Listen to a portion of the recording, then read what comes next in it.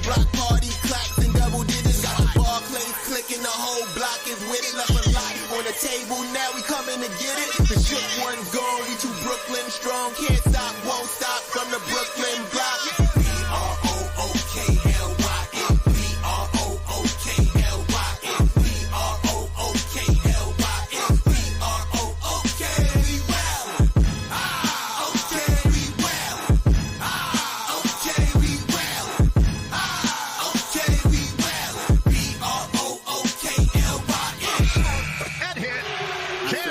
Just give me the ball, I'm fitting to score next. My J is all net, me and Jay we just all next. Getting back on defense, hit him with strong flex. I'm official like a ref, trying not to get attacked.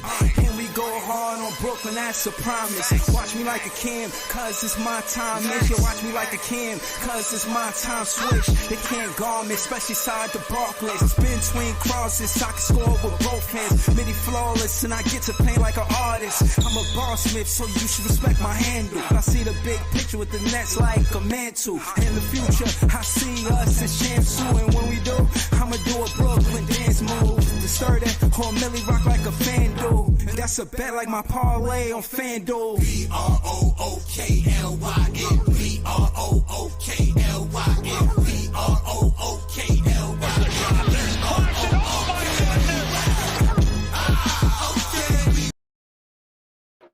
Yo, it's Big Fan Breezy with the Brooklyn Nets vlog. What's up with y'all, man?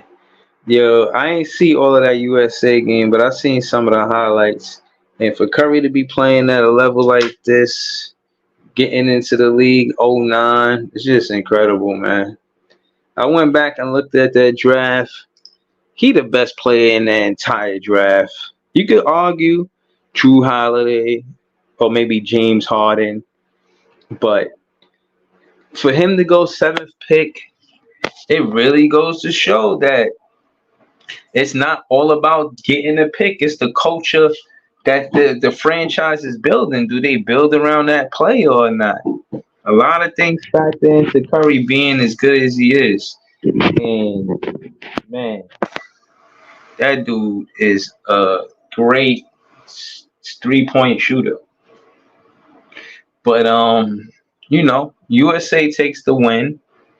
I'm really not surprised. Wemby, he had a great game. I really didn't think that France had enough to, like, it wasn't enough. Like, yeah, they got Wemby, but he a rookie. You know what I'm saying? They got Wemby. They had some dude that looked like Ben Wallace. He was hooping. But ultimately, I just feel like they ain't have enough. You know what I mean? I feel like they played a good game. They did what they could. But how much can you do, you know, versus the USA team? Ant-Man came out off the bench on fire. I seen him lock up Evan Fournier in the first half. Like, it's just a lot to deal with, man.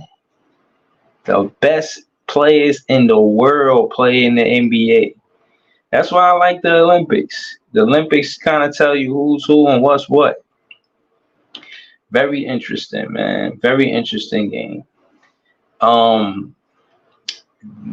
So what? I think LeBron James got the award for the best Olympic player or some shit like that. Shout out to him, man. Word.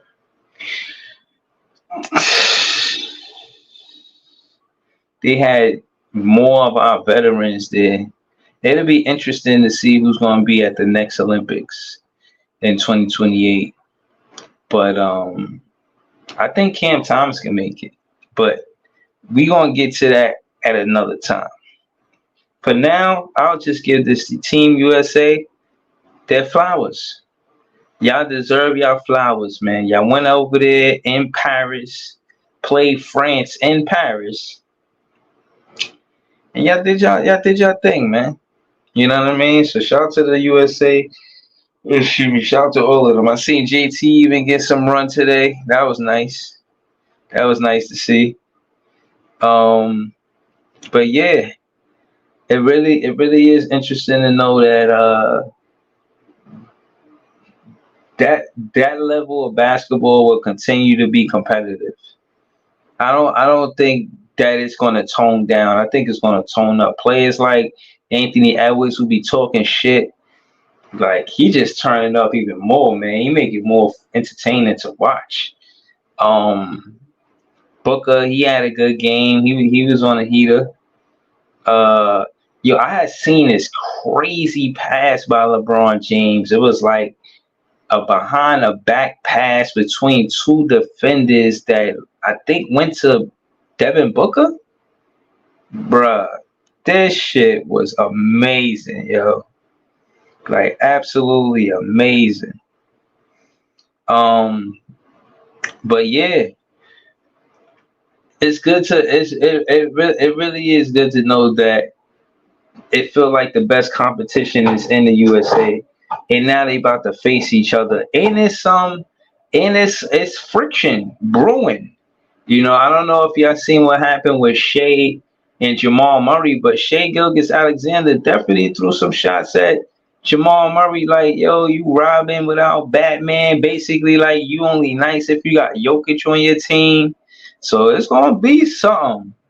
It's gonna be something between OKC and Denver, cause Shea was mad as hell that Jamal Murray had those bad games. And when you look at the statistics with Jamal Murray, they was trash. They weren't really good at all. That being said, look for that to be something. Look for OKC versus Denver this coming season. That's gonna be something. Also, what else did I see? Schroeder, I think they got fourth place. I keep hearing conversations about Schroeder being a trade piece, kicking it with Dylan the other day about it. I don't know how true that is or how many fans even want Schroeder to get traded, but I just think he a good look for Jordy Fernandez. Like, why would Jordy Fernandez, you know what I mean, want to trade him, a veteran point guard? You want to see a veteran point guard get you through the season. Let him play. I think, again, I'm not knocking none of the trade that I heard because I heard it on Orlando, but a veteran point guard to get through Jordy Fernandez's first season as a head coach might benefit the Brooklyn Nets more than a draft pick, because Jordy Fernandez definitely needs somebody to run an offense that he's just now implementing. He just now established it. So if I gotta choose whether or not we should trade for the draft picks, I was talking to Dylan, which I am interested in that trade. I gotta be honest. I'm a stay home. I'm gonna stay with Schroeder. Besides Schroeder, you got Ben Simmons, who's very unreliable. 15 out of 82 games. You can't do that to a new head coach. You cannot put Jordy Fernandez, even if we tanking, you cannot put Jordy Fernandez in a situation where Ben Simmons is his point guard and that's the end all be all. He is not consistent or reliable enough for us to trust that Ben Simmons will be available majority of those games. A lot of times we're not going to expect Ben Simmons to play 82 games, but can he play half of that? We got Schroeder, we got Shake Milton, we got Trendon Watford to help at the point, and Cam Thomas that can handle the ball sometime. Between those four players, I think that's who we should focus on bringing the ball up and handling the ball. I don't think we should have Ben Simmons in this equation. I think he should sit again. I know he probably don't want to sit because if he do, he going to fuck around. He not going to get the contract he looking for in the NBA. He might be able to go somewhere else and get the contract he wants, but it won't be in the NBA. That's for guaranteed. That's for goddamn sure. But it is what it is. I ain't necessarily a fan of Ben Simmons because I feel like, it takes too long. It's just too much of an anticipation. You know what I mean? I feel like he sully up the locker room, like seeing him make the most money and not play no games. Like, how you expect the morale of the team to be? You know what I'm saying? And then you don't know when he coming back. At least when KD was hurt, we had an idea he would be back next season and confident that he would be a great player. And he was. And he was. I would never forget, without Kyrie and Harden, he led that team to 21-9.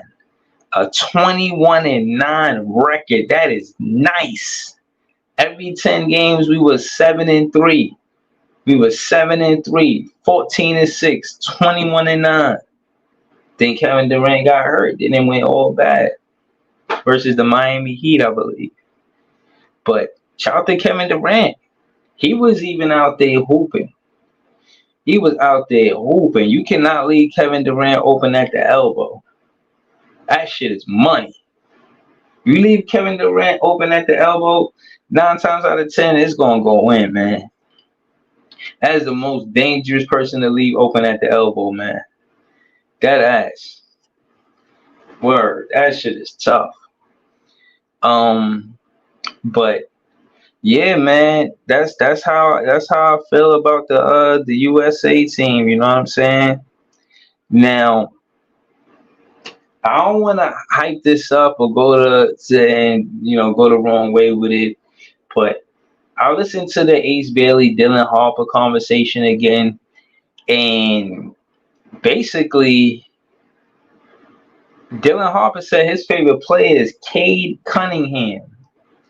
Now, what I gotta find out is, what is Detroit's?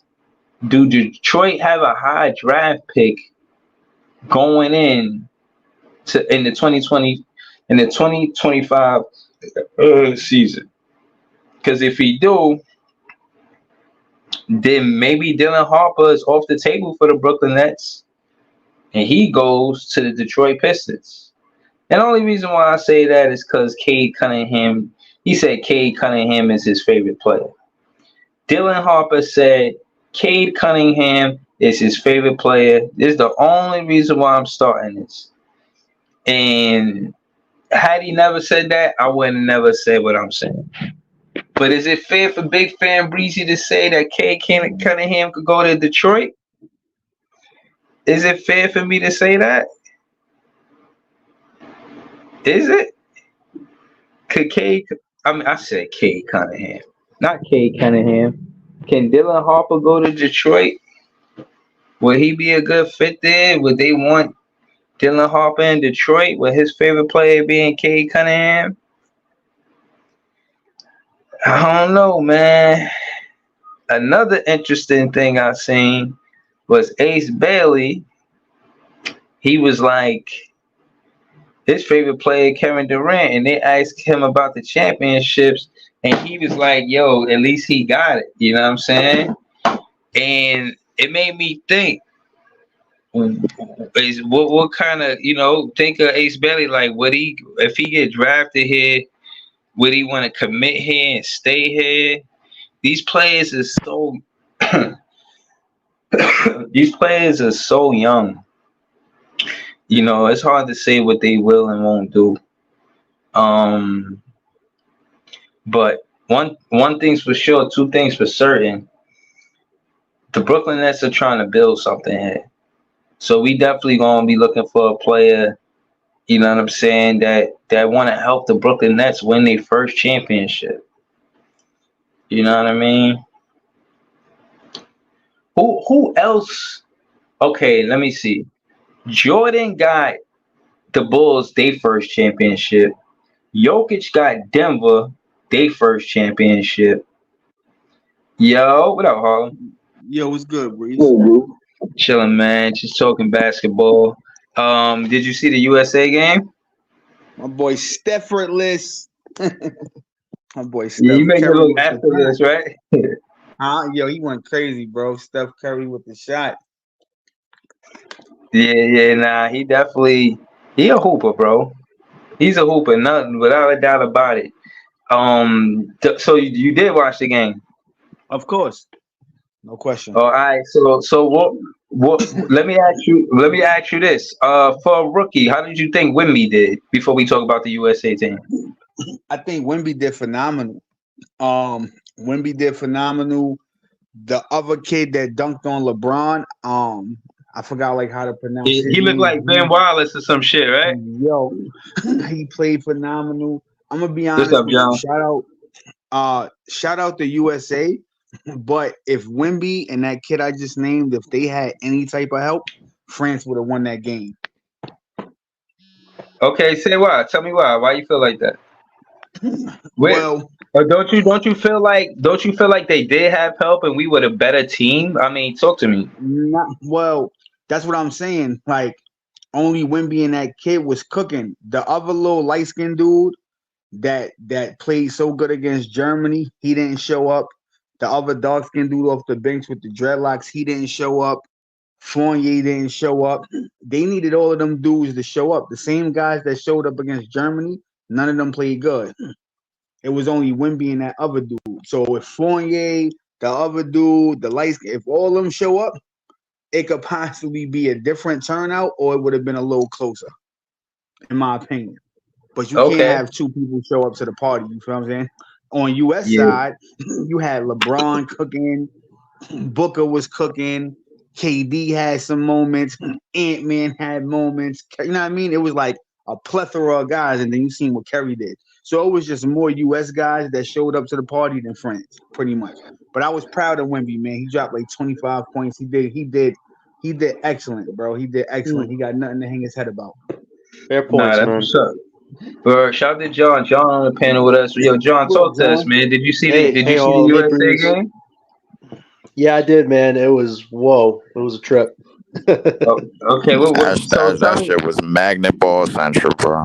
Hold on. So hold on. Wait, what, Leave Breezy? you next. Let's go to John. So I mean, tell me what you saw, John. I mean, in your opinion, um, did France have a chance, or they was just looking like croissants out there to the USA? Well, I'll tell you this: before the timer even started, just seeing the entrances, you could tell this was like a big fight field type of gold medal game, and just seeing how both teams looked. I mean, obviously USA was stacked to the brim. It was all about how you can get the stars to work with each other, who can sacrifice, and I think USA pulled it off brilliantly. I would say exceptionally well. As far as Wemby goes, like to Holmes' point, very proud of this young guy. He's obviously got so much attention on him.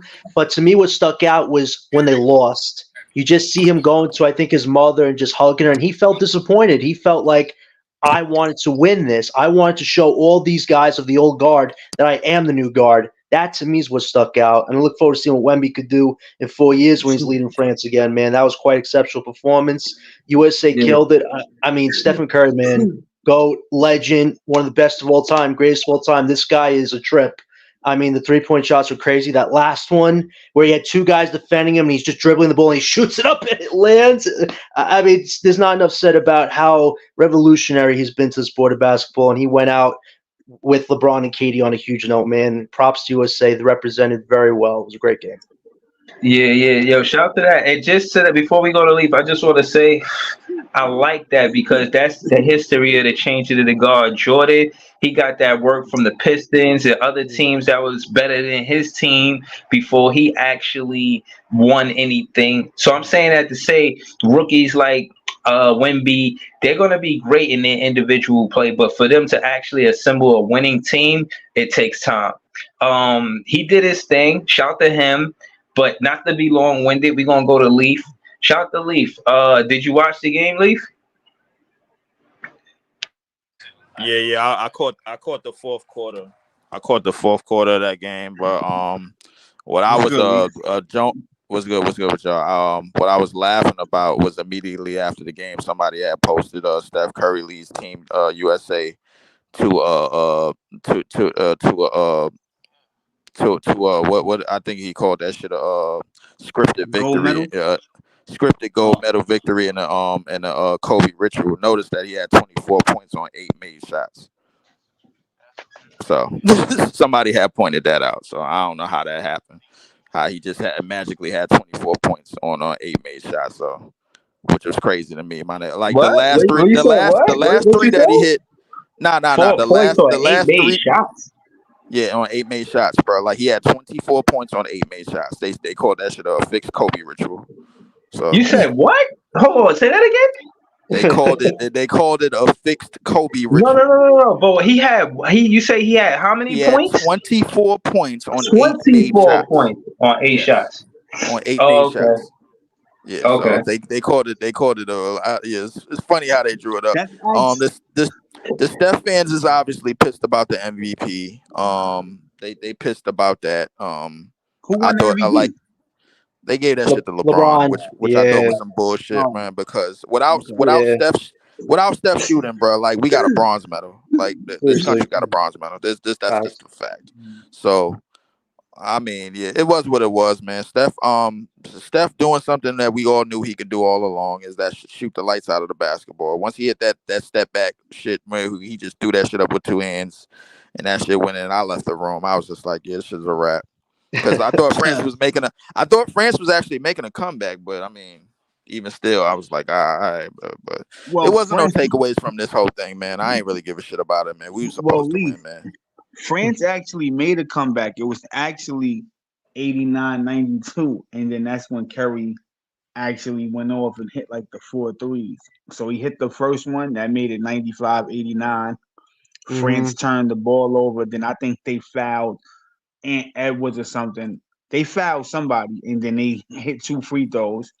And then France came back, didn't score, and then Curry just went like three crazy, hit like three more threes in a row, and that was it.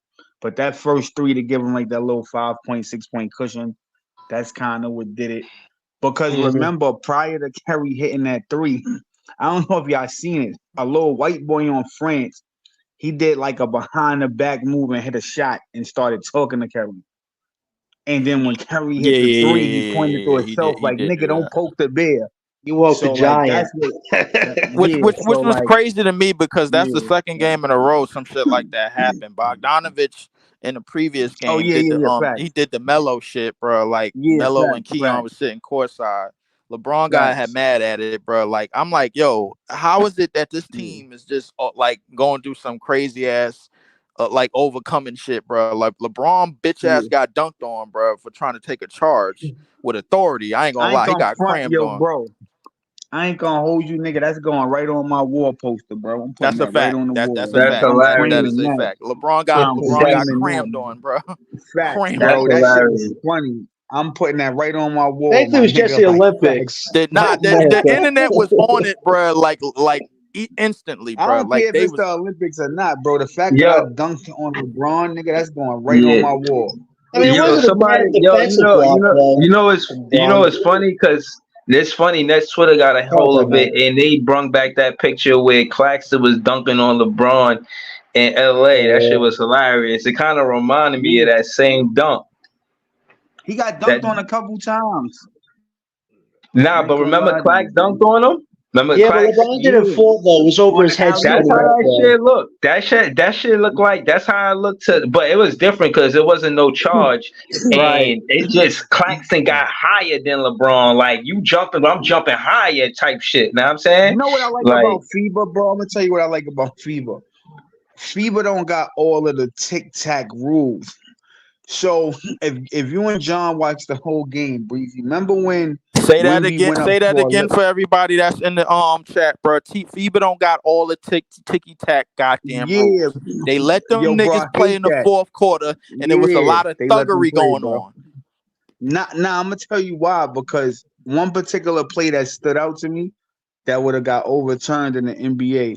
Wimby went up for a layup and he hit the ball on the cylinder, but he dunked it. And in the Right. NBA, like they would have In took the it NBA, away, that but like wouldn't they count. let it Yeah, Yeah, rock. we saw that. Yeah, it Yeah, yeah. was, we thought that was gonna yeah. be overturned, but it wasn't. They just let him play That it count in out. Yo, FIBA. bro. Like in FIBA, that count. Yo, bro, but everybody on the USA was mad. Like, nah, bro, this ain't NBA rules. This is European rules. My nigga, like, this shit is different. But I Well, just here's an like that. interesting. They, you know what I mean? Well, here's an interesting thing. The Olympics in 4 years are going to be in California. So are the rules going to Oh, apply fine. To Olympic rules or USA rules, since it's going to be in It's USA probably next gonna in be 4 years. it's probably gonna be USA rules. But I will say this, Ooh, brief. Remember that's when the interesting dude debate. dunked on LeBron? If that was in the So NBA, they would have did some bullshit and probably called the offensive foul. I just kind of feel that, bro. But yeah, but Pete, hold on. To the point, I want to say I think they ain't gotta do none of that. I know they got the whole betting thing and they got the whole point spread and all of that, this and that. Listen, if they taking the competitive integrity out of it by trying to control it too much with the refs. yeah, If they don't do that and just let basketball happen, everybody right, wins. The people Well, that's right. betting, hold on, let me say this. The people that's betting, they gonna win. The fans that's not betting, they gonna win. People who just want to watch the hold sport for on. love and they got nothing to do with parlays and nothing like that, they're gonna win. Everybody wins by just letting them compete. When you take away the integrity of the competitive side of basketball, because again, the only thing that can do that is the business side of basketball. But if it Right, doesn't take away the integrity, trust me, bro, right, that beautiful basketball every time, bro. Every time. Yeah, right. you know what? I agree with you, but at the same time, when you got LeBron and Steph involved, bro, and Kevin Durant, and then Wemby, bro, like what you get in the business side just off the rip, those are Right. four names that's gonna generate dollars. You know what I'm saying? Just off the strength Nah, of them after being what I there. seen, they deserve to be there. You can't give it to me like that.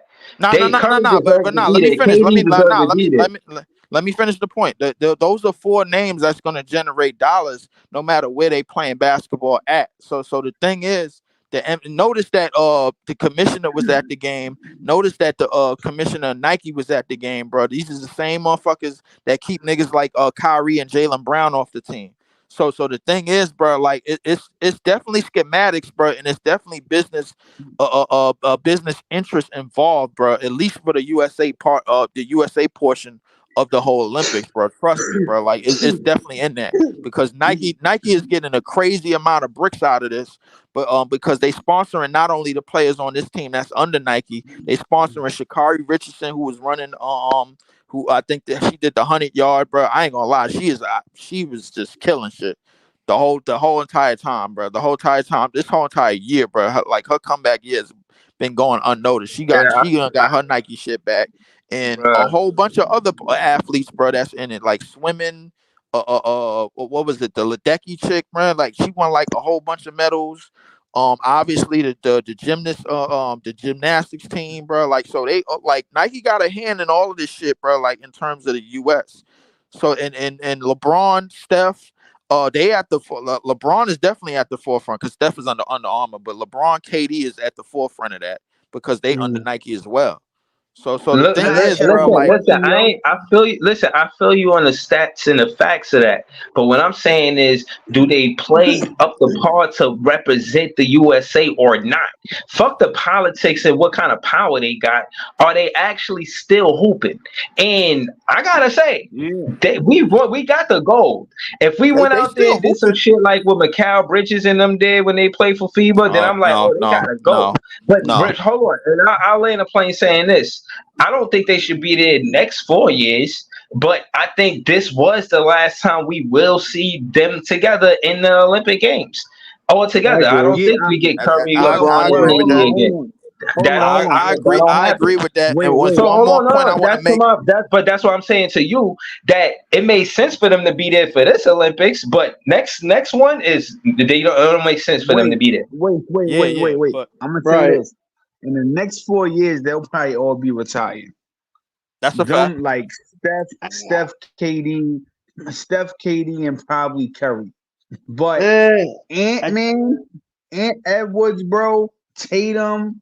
Because here's the thing: even when Braun, Curry, and KD retire, I still think US can win gold because the way Ant Man could play, you still got Jason Tatum. You know what I mean? You still got Bam. You still got AD. They still got some ballers that's gonna carry that torch, bro. But I wanted to ask y'all a question. How do y'all feel about Joel Embiid not playing for his country? And do y'all look at him like a sellout?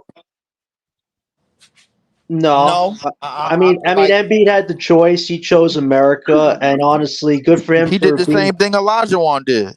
yeah, and good for him for being a good team player and doing what USA wanted him to do. He didn't make it about himself, and I don't think Embiid had the greatest performance on Team USA, but he did his part to help the team win. So props to him for choosing the right team he wanted to be on. It's not a sellout. That's I that's ain't gonna. that's a fact. But the real story, bro, is that like all the times that Jason Tatum wasn't being like highly acknowledged in this, bro. Like to me, it Right. came it came down to the fact that a lot of players in this Olympics still can do a lot of the things that he could do, but on a higher level, still at their respected ages. Kevin Durant could still score on the perimeter at a way higher level than Jason Tatum. Steph And can could I be still honest with you obviously though, you Leaf? seen obviously Leaf, I ain't hold gonna on lie. hold Go on ahead. let me Go finish. ahead. Go Obviously ahead. Steph and LeBron, bro, like they could still do things on a higher level, at least in this Olympics as shown. But the thing is, a lot of the things a lot of the things make it seem like, bro, it's something behind it. The fact that Steve Kerr is the coach, and we already know Steve Kerr and Steph is they already beat that same team back in 2022, so they probably looking at it a certain way. So it's a lot of yo what ifs, and Well, there's a lot of stories behind it. But like I ain't really looked too listen, much I want to into it. touch on it. I like. It's funny you say that because I was getting ready to say it. Kind of seemed like it was jealousy to me. Like he just won and it was like low key shade. I ain't gonna lie. That's what it came off to me, bro. Cause there's no way you just win a championship and you get benched as if you're not one of them guys. I'm just I mean, I just gotta keep it real with you, bro. You just won a I agree. championship. I agree with you, but at the same Come on, because bro. at the same time, when you leave Jalen That shit Brown off the crazy. team, when you leave Jalen Brown off the team, and obviously Drew Holiday, who is probably the ultimate professional because he played a majority of the most minutes down the stretch Yeah, of down the stretch of them games, bro, where they had the bench right. Steph on defensive possessions and shit like that. Um, to me, bro, like it. Listen, we ain't gonna ignore the fact that Jason Tatum, bro, like he came into the Olympics, bro, like flexing a little bit, like on some. He was running his mouth a lot, man. We all seen it, like a lot of the shit on IG and Twitter in the practices, man, when he was loud and he was like coming off braggadocious to everybody. So a couple of niggas on the team that could pull rank, man, they probably went to the coaching staff was like, Yeah, fam. hey, you know what I'm saying? Yo, this nigga right here, I'm gonna bro, be like, yeah, honest he. with you, Well, yo. I'm gonna be honest with you, man. Listen. End of the day, right? We could we could say what we want to say. I feel like when you got that many stars on a team, Hmm. somebody's bound not to play. And unfortunately, if Jason Tatum was your favorite player, you was upset. Oh, all right. well, I But got a question for you in Harlem. It seems like Tatum has kind of been getting thrown under the radar the last, since the finals, since the Olympics. Like, everybody's looking at Brown as like the MVP, the best player on the team. When a few years ago, Tatum was the best guy that everybody was saying, yo, he just beat Kevin Durant, swept him. This could be the next big thing. Now it's kind of like, oh, Tatum hasn't shown up in like the East Conference Finals. His NBA Finals numbers were okay. Now in the Olympics, he's getting benched, and it's a big conversation. Do you guys think Tatum is still an MVP star in this league, or do you think, in a way, he's a yes, secondary star, and teams are kind of like yes. seeing him as that? Like, Listen, what do you guys think about even that? though I believe, even though I believe Jalen Brown is the best player on Boston, Drew Holiday is the reason why they won. If Mm, Drew Holiday, if Drew Holiday doesn't go to Boston, because They not Kristaps contenders. Porzingis to me, yeah, because Kristaps Porzingis is a good player, but one, mhm, he too injury prone, and for right. two, Hmm. he don't put nobody over the top in my eyes. If they don't get Drew Holiday and the way Porzingis is in and out the lineup, they don't win the championship, bro. Drew Holiday Mhm. saved them because he took pressure off of them big time. And shout out to Derek White, man. Derek White don't get enough credit, bro. Niggas got to stop shitting on my boy Derek White and put some respect on his You name, know No, bro. what? seriously, I was about Derek to bring White, his name bro. up. I was about to bring his name Derek up White, because the bro. fact that the Word. Boston Celtics, bro, they might have one of the best defensive backcourts, bro, and Yeah, they fact. both on this team. The Fact, fact that facts is a fact. that's a thing, bro. Like, and them niggas came in and they remain consummate professionals. We talking about Drew Holiday and Derek Right, White.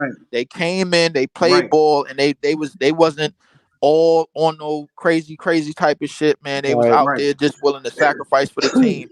Meanwhile, Jason Tatum, Right. bro, like he wanted to run his mouth and do all types of and show off Well, and flex the rank and flex that bullshit ass easy ass goddamn championship that well, nobody cares about, You were saying bro. that he Like was running his mouth, but I'm confused. What was he saying?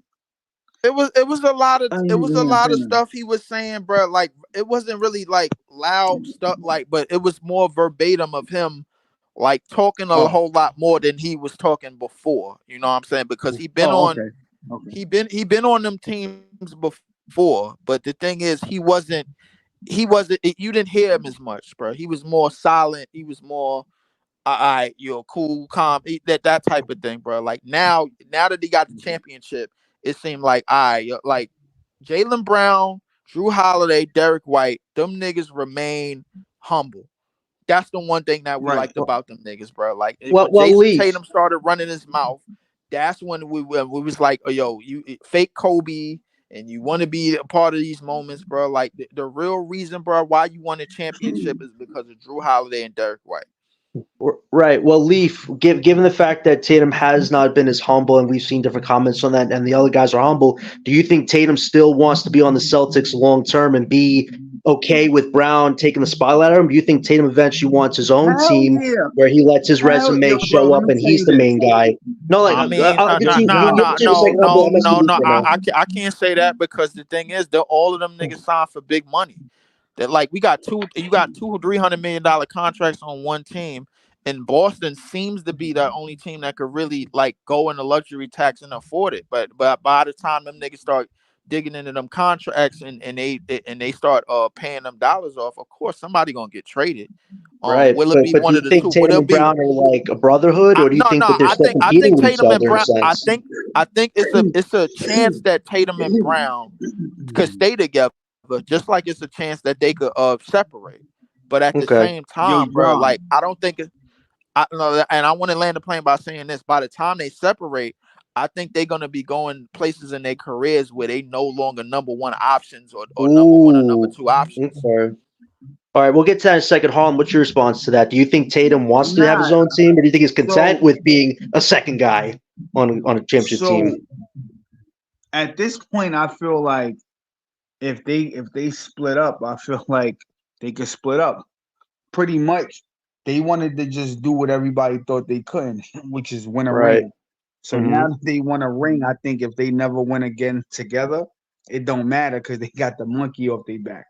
So Right. even though we could debate and say, yo, like they could have won a lot more, they won. So and like I said, bro, Jalen Brown to me, I don't never see him being like a star of the team. Like now, I think he is like he's stepping into that. But I think if he get traded, I don't ever see him being a star, but I see him being like a really good number two wherever he go. Like Mm. he's like a person that could be a really, really good second option. Like you feel me? Like yo, you put Yeah. him in, like say if you was to put him with a Jalen Brunson, he could be like a really good second option to him. You feel me? So he's a really, really good number two. I don't see him as Right. a three, but he's really like a good number two. Well, where do you think Tatum would want to go if he decided, hey, listen, I want to take my money and have my own team? What team do you think that Tatum would have his eye on potentially? Like if he wanted to make a big move like Well, that, which would have the NBA upside down at that point. well, if I could be honest with you, I feel like Tatum Tatum is like Boston's beloved son. So I think the fans would pick Tatum over Brown. So I Ooh, think okay. Brown would be the one getting traded, not Tatum. Wow. So the question would be I where don't think would Boston Brown give a go? fuck about neither one of them, bro. Like I think like if I put it to you this way, bro. Like in a perfect world, if they had a chance to get Cooper Flag at number one and they could come up off of either one of them and they still had this championship roster, then they still have a roster that's competitive, they'll take that. Wow. Because you know how Boston love they white boys, bro. Like, come on, like, Well, I I ain't. mean, do I you think think a they would team that has the first move. round pick would want to trade a pick for a Tatum and Brown if Celtics were really going to do something like that, or is that I crazy mean, talk? but we gotta look. We gotta look at how they got Tatum and Brown in the first place. They got them in back to back drafts exactly at number 3, where the Because of drafts us, read Philly, LA, and then Boston at number 3. So right? so the Yo, reality Leaf, is I'm gonna that be honest with these you. things could possibly happen. Right. I'm not trading nobody for a player that hasn't stepped foot on an NBA court yet. That's just me. But if you really did do some stupid shit like that, I'm sacrificing Porzingis. I'm not giving up Brown Oh, or Tatum. I'm not giving up Brown or Tatum for no Cooper flag. That's a negative Nancy. Porzingis, your ass gotta go. If anybody going, it's him. I'm not giving up Brown and Tatum, bro. Because again, we don't know what Cooper gonna be. So, like I told John earlier, you can say somebody's a I generational think talent. But I'm not that. Porzingis, like, even though he was injury prone, I still think when he was on the court, like, his impact was already felt. We seen him in game 1 and come out and get like 20 almost easily, like in that first yeah, half. No, So yeah, so I the get thing it. is like, I get it. But I'm not I think taking his him over talent. I Brown and think in Tatum. not the I only ain't reason doing why I think Tatum the only reason why I think Tatum and Brown could be given up that easily is because Boston is not a team that's known for paying out big ass contracts like that. it. So right. they used to saving money and still winning. So if you go back and look at the teams, if you go back and look at the teams that they had before Tatum and Brown started getting paid, them niggas was on minimal contracts and they were still competitive teams. Boston been a top 5 team since 2017, since Right. 2016, 2017 when they had IT, and Tatum and Brown wasn't getting nowhere near $100 million. Right. Well, So here's a Hey, realistically, Boston is a team, bro. Like, they know how to be good on a budget. You know what I'm saying? And that's the same thing Danny Ainge is trying to do in Utah. Like, can he do it? I highly yeah, doubt it, fine. but right. Well, we'll see how it plays out. But since we're talking about players potentially leaving, let's shift to the guy that is the topic of today's story, Curry. I mean, he said a few weeks ago, "Listen, I want to be on this Warriors team, but if I feel like this team is not in a championship mode,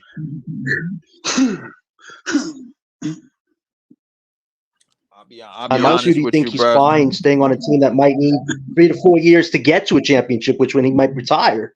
Like, where do you feel in Curry's Well, if mindset is? I I mean, this could be guy is honest, still playing well, I at the think top of his league right now. I think no. I think the thing is Steph, Katie, and LeBron. They've all figured out how to still look good at individually, bro. While their teams are mediocre, bro. Like, what they're doing right now is on borrowed time. They can still shoot Okay. like. Of course, Steph is gonna always be able to shoot the basketball, shoot the lights out of the basketball. Kevin Durant is always gonna be able to score the basketball. LeBron James is always gonna be able to fucking pad stats and shit, bro. Like, but the thing is, their impact on winning is just not the same, bro. Unless the teams are super stacked, which is one of the reasons why this team barely won the last 2 games in USA play, bro. Because all 3 of them don't really their impact on winning is not that high as they used to be.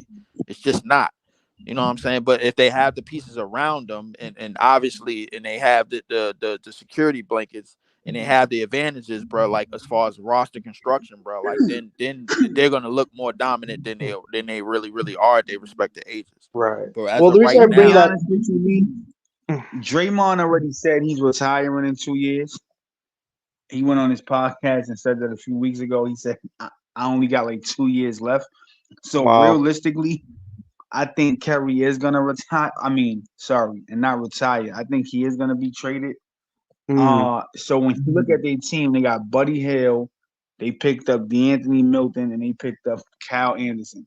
None of yeah. those guys move no mountains. Hmm. Kerry gonna be out of there. But realistically, if he did leave, I'm gonna name a team who y'all probably would think I'm fucking crazy for saying. I think he would go back to Charlotte, and I only say that because that's Ooh. his hometown. So I think that would make the most sense for him. You already see that his brother just re-signed there. Steph Curry could have went anywhere, so it's a reason why he chose Charlotte. So I think Curry would go to Charlotte because that's where he's from. And Charlotte got some interesting pieces over there. I'm not saying championship, but if Curry was to make a move like that, I could see somebody else following.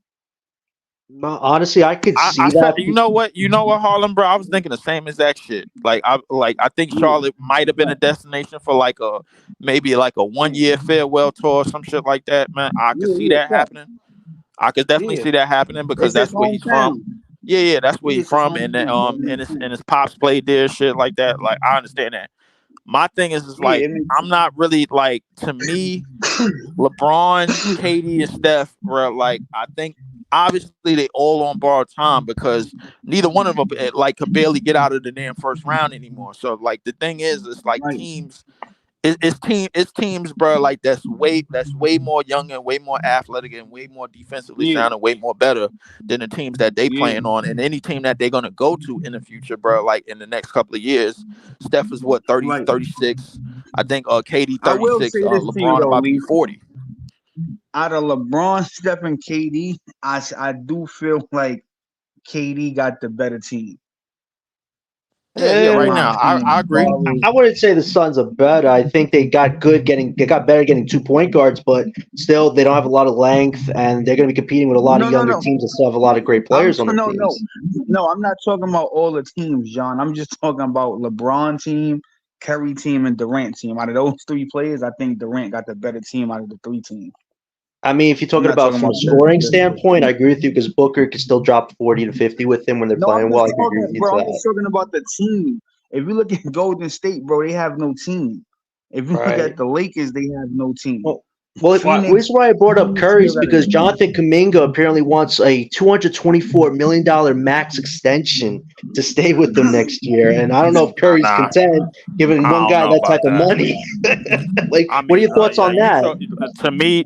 You talking about? I think they could go there, but to me, you talking about digging back in the luxury tax that you Yeah, don't want to go with unproven players, bro. Like right. Laurie Markkinen got signed to a 230 something year max, Ooh, but yeah, Laurie. I don't know if y'all saw that on ESPN. Laurie yeah, Markkinen got I seen signed that. to that because he made an All Star team and he won the most improved player in the same year. That's why he got signed to that, bro. So them awards and them accolades carry you to how much money you gonna get. So the right. thing Yeah, is fact. like, so the thing is with Kaminga, Kaminga is looking for 200, and the thing is, out of his respected draft, I don't think he did what Scotty Barnes did. I don't think he did what Suggs did. I don't think he did what Franz Wagner did. And Jalen Green is probably the odd man out because he was averaging 22 in his second year, bro, and he ain't even Right. sniffing near that money. So my thing is that yo, you looking for 200 something million on a team, bro, that could barely sniff the playoffs, that's still holding on to Draymond and Steph. Like Mm, me personally, bro, like I don't know how and where and why that's gonna work. That's just right. I'm gonna me. tell you something, Lee. I'm gonna tell you something, Lee. The Warriors is gonna pay him that money. You know why they What? gonna pay him that money? They Okay. gonna pay him that money. I'm gonna tell you why. The Warriors, they done, right? I had faith in them, but Clay's gone. Steph and Draymond is at the end of their career, right? They're gonna pay Kaminga because guess what? If they don't pay Kaminga and Kaminga walks, you're now in a rebuild. You might They be in a they they in a rebuild with rebuild. Kaminga. They in a rebuild now. No, If they do pay him, no, yeah, Right. yeah, but here's the difference. Kaminga is somebody that you can pass the torch on to, and he can be that person. You feel what I'm saying? Who could be the next Steph Curry in the near future? I'm not saying like be him as far as what he do, but you know what I mean. Like he can be that next star. So they're not gonna give him up when he's already showing that he can give you 15 a game. So if you give Kaminga free reign, bro, he can get you 20. Kaminga's no scrub. He got defense. The kid got a little post game, a little shot. He can give you 20, bro. So if you give him free reign and just go out there like, yo, you the guy. So that's what I'm saying. Like they're gonna pay him, bro, because they know Steph and them is on their way out, and they still want to have somebody to fill the seats. You feel me? And they looking at Kaminga like a guy that could do that. Well, to bridge all this, let's just say the Warriors want to make some upgrades on their bench and say they want to look at a team like Brooklyn. Do you guys think that Brooklyn could make a good trade deal with the Warriors involving a Johnson or Doe? Do you think the Warriors are looking at them no, potentially? no, we're out of the business We are until we could like at least build a team and build some type of players from the ground up that would look like respectable trade assets, bro. To where that we could upgrade from like a B minus player to a minus player. We are not a destination right now. We are a destination for draft picks because that's what we have, bro. Like when you blow your team up and you say Cam Thomas, all right, listen, all right, we know we put you in a position where you basically not gonna really win, but guess what? Hey, you got the chance to lure young stars and make this a young attraction and to go and lure these 19 and 20-year olds, bro, to into prominence, which we're trying to do. That you gave up on the free agency. The free agency market is only for if we dig in free agency, it's only for mid-level talent and for role players that's gonna come off the bench. We're not digging And let in. me. We're not I digging got in a the. question We for you, definitely Lee. not So you don't digging in think the the Nets trade. would want Moses Moody maybe in a draft pick from the Warriors for either Johnson or Doe? That's not in your mind at all. Hold on. I got a question for y'all. Which day in August was supposed to be the last day of free agency? I know it was Uh, supposed to be something in August. It was either like the I end don't of free remember. agency or like I you I could think sign certain players. I think it ends towards before the season starts. We have to finalize rosters, so free agency can still exist right now till then. So you still So have John, so time. let me just say this to you, John, right? So I know you and Leaf is gonna get on my case about this whole I don't feel like the Nets could be a playing thing. Mhm. And that's my honest opinion. But as it stands right now, John, right? I know you want to argue me, but as it stands right now, this roster is not a bad roster, bro. It's just not. Now, I'm not saying it's a playoff roster, but this is a play-in roster, bro. It is. And and Cam Harlem. Johnson still there.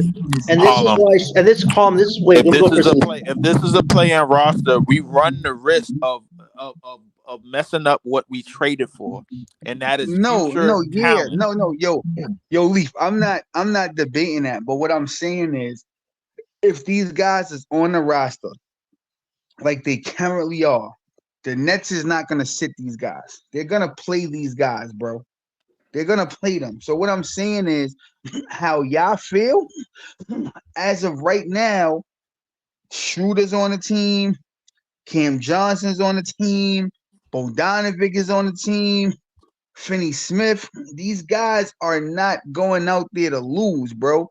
Right, Here's Harlem. my only And pushback. Wait. They're Hold on, not John. going to win Yo, because they can't win without superstars, bro. We all know that. Leaf, hold on, Leaf. Here's my pushback to that, right? Y'all banking on the Nets to lose, right? Because you feel like the Nets don't have the talent. So y'all think that because they don't have the talent, they're gonna be ass, right? That's y'all angle. That's how y'all no, feel. Harlem. It's not even that. Like the idea of being bad this season shouldn't be a thing that everybody's saying, "Oh, it's negative," because the Nets know what our end goal is to be in the top three. And if we do all this work and be in the top three John. next year, that's a positive. I will say this to you: yes, as constructed right now, that could potentially be close to a play-in. But this is where Sean Marks has to put his whole resume on the line and finish the rebuild. Because if he wants a new contract next year, he needs to trade these vets. He needs to make sure we're in the best position to get a top pick. If he leaves things as is, he should not be the GM next year. Plain and simple, right, Leaf? That's where I'm John, you're at. not hearing what I'm saying, John. Although, although you feel like these guys are not good enough to win games, right? Hear me, John, before you respond. You ain't leave, hear me. Although you think the talent is not good enough to win a lot of games, these guys are not going out there to purposely lose. They're going out there to try to compete. So whether you think they're good enough to compete or not, they're not trying to lose to get a pick. They're going out there trying to win. Furthermore, I'm gonna say this, right? When y'all just think that all of these teams is gonna beat up on the Nets, not necessarily, John. You know why? We all know good teams take nights off. We all know good teams have bad shooting nights. So to just sit here and say, "Oh, the Nets is gonna get pummeled by every good team," that's not a fact. That's not a Yeah, fact. look, Let The thing That's that you not a the thing fact. that you missing the thing that you missing about this, bro, is that the roster that we got constructed, whatever a good night is for us, my nigga, like to be honest, bro, if we going against a top team, a top 5 team in the league or in the East or in the West, guess what, bro? Mhm. A good night for us, bro, is staying in the game and then blowing the game late. That's what Mm. it is. Nah, That's a 4 point loss. but yo, Leaf, I don't agree with that because I feel like you, John, and a couple other people, y'all undervaluing these Nets players, bro. No, but Harlem, can I just say this to you, Y'all but Harlem, what is one of the undervaluing these goals that I guys. said for the Nets this season? Individual growth. Thomas to get better assist passes. Claxton to take advantage of growing his offense. If they can do those things next year, we draft one of these top guys, then we can get off to a better start than we probably are this year. And I can I said ask that. you I don't want a these guys to question? be ass on The thing, purpose, I but we what have a is it strategy that in you mind. what is it that you see in this roster that makes you believe, bro, that So, we all not right, I'm gonna gonna ask you lose a north of question. 50 games? Mm. So, yo, Leaf, I'm gonna ask you a question, right? It's gonna be the same question for John. I just want you to give me a number, Leaf, all right? And just pick a number, and then I'm gonna go to John. How many games does effort win you, Leaf? And just pick a number. Just pure effort, just playing hard. How many games does effort get you in the NBA, 20. in your opinion? 20. That's it? That's Okay. it. John? All right, If John. the goal is to get I'm a not top talking pick, about the wait, 14. wait. I'm not talking about the Nets, Leaf. I'm talking about in general. Yeah, I know. Oh, okay. All Epic right. gets you 20 wins. All right. Like, I'm all going to right, go John. slightly lower because of what a good number to get a top pick would be. I'd say 14. All right. Let me remind you guys, there has been teams in the past that offer effort have won 40 games.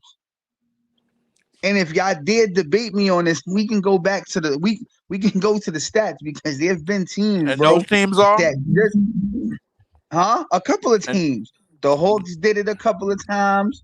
Different teams have did it, but if you go back in history, Leaf, there's been teams that have literally made the playoffs, bro, off of 40 wins with not the best talent, just effort and just playing hard. I'm just saying to you, bro, don't discount what effort and hard work can get you, bro. Just playing hard can literally still win you some games, bro. Yeah, but Harlem, That's you all talked I'm about saying. Johnson being like the second potential option behind how do we Thomas. get Like, how do that doesn't get us Harlem, where we want how to do we get go. a top 3 pick?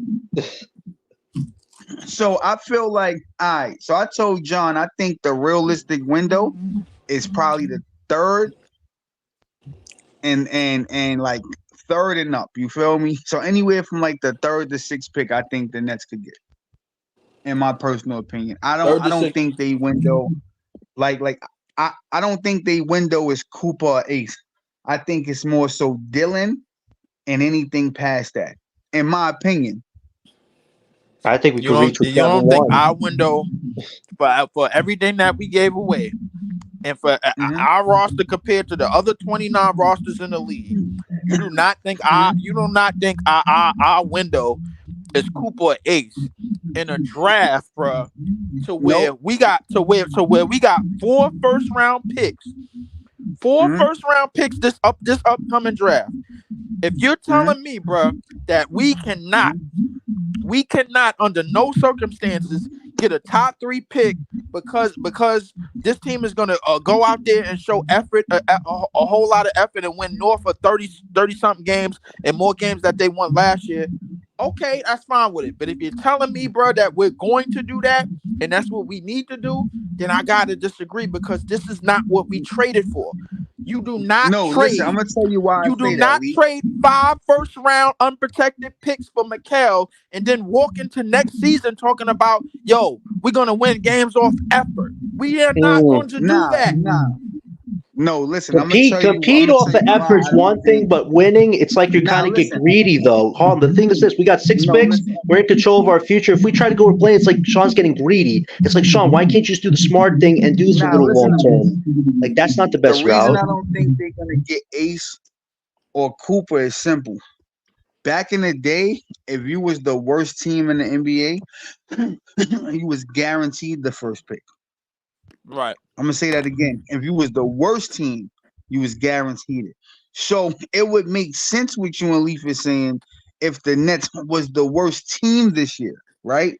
Because you would be guaranteed to get the first pick, unless you somehow on purpose was like, I don't want the first, and I'd rather take the second because you wanted one player more than the other. But now, bro, now John Leaf, anywhere from the 10th or 11th seed to the 15th seed can get the first pick, bro. So that means the worst team is not guaranteed the first pick. So the Nets could win 15 games, like you and John think, right?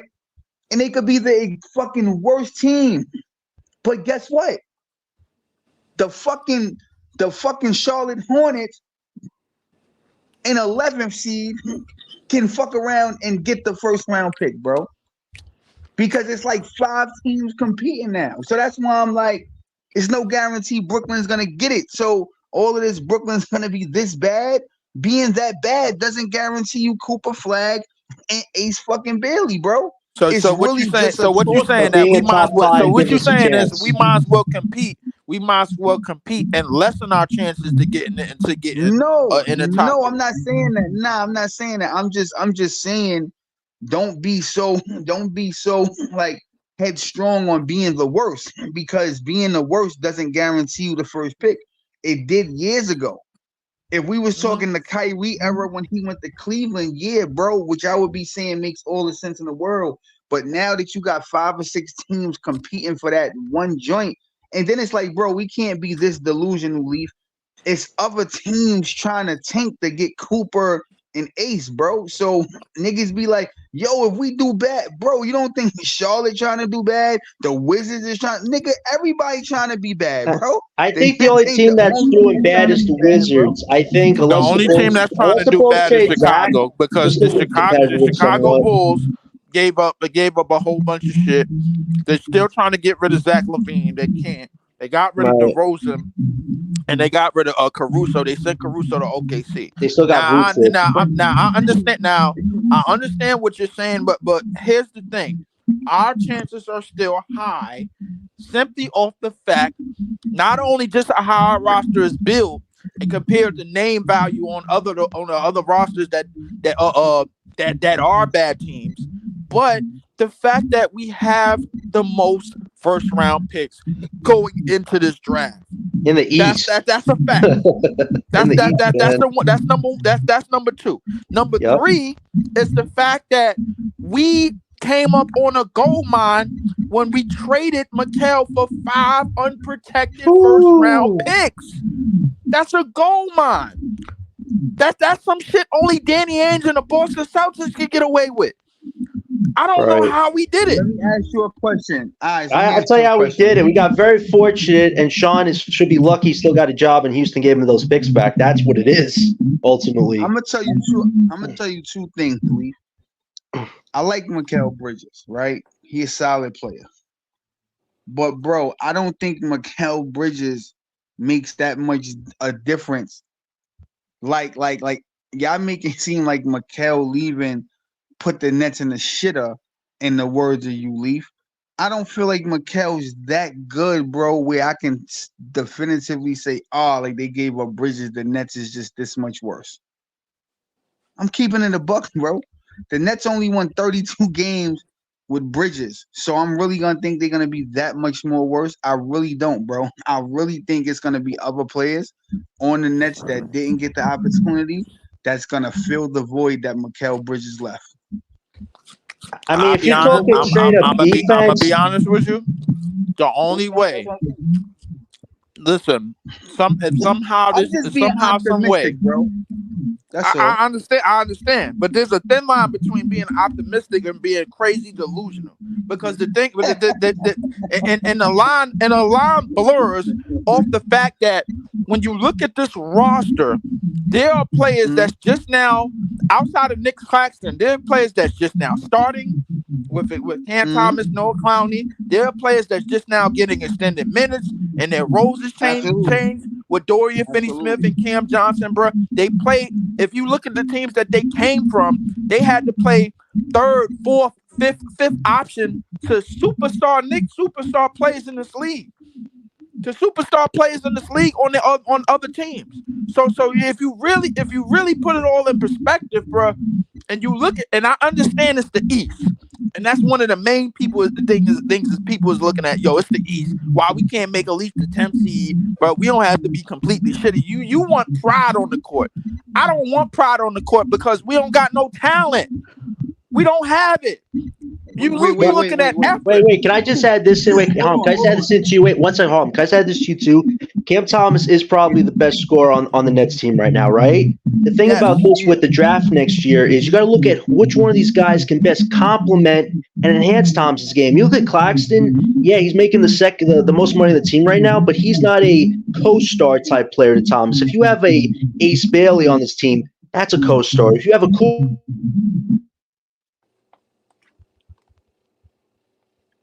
Yo, John. I don't know what. Harlem, the idea is to better the core we got right now. Thomas by himself right now is not going to get this team anywhere, man. Offensively, there needs to be more to this team. But and the thing is, Thomas, a 19-year-old Clowney, and a 24-year-old Claxton, who we don't like, who is still 25-year-old Claxton. 25-year-old Claxton, who's only getting $100 million, bro. Like, he basically getting short money. Like, bro, this is the friendliest contract, bro, that we have offered. Right. So Leaf. So let me just correct you on one thing. When you say that somebody don't have talent, that's inaccurate. If you in the pros, bro, you got talent, my nigga. We don't have elite talent. I'm gonna clean it up. We don't have elite talent. So say that. All right, cool. So say that.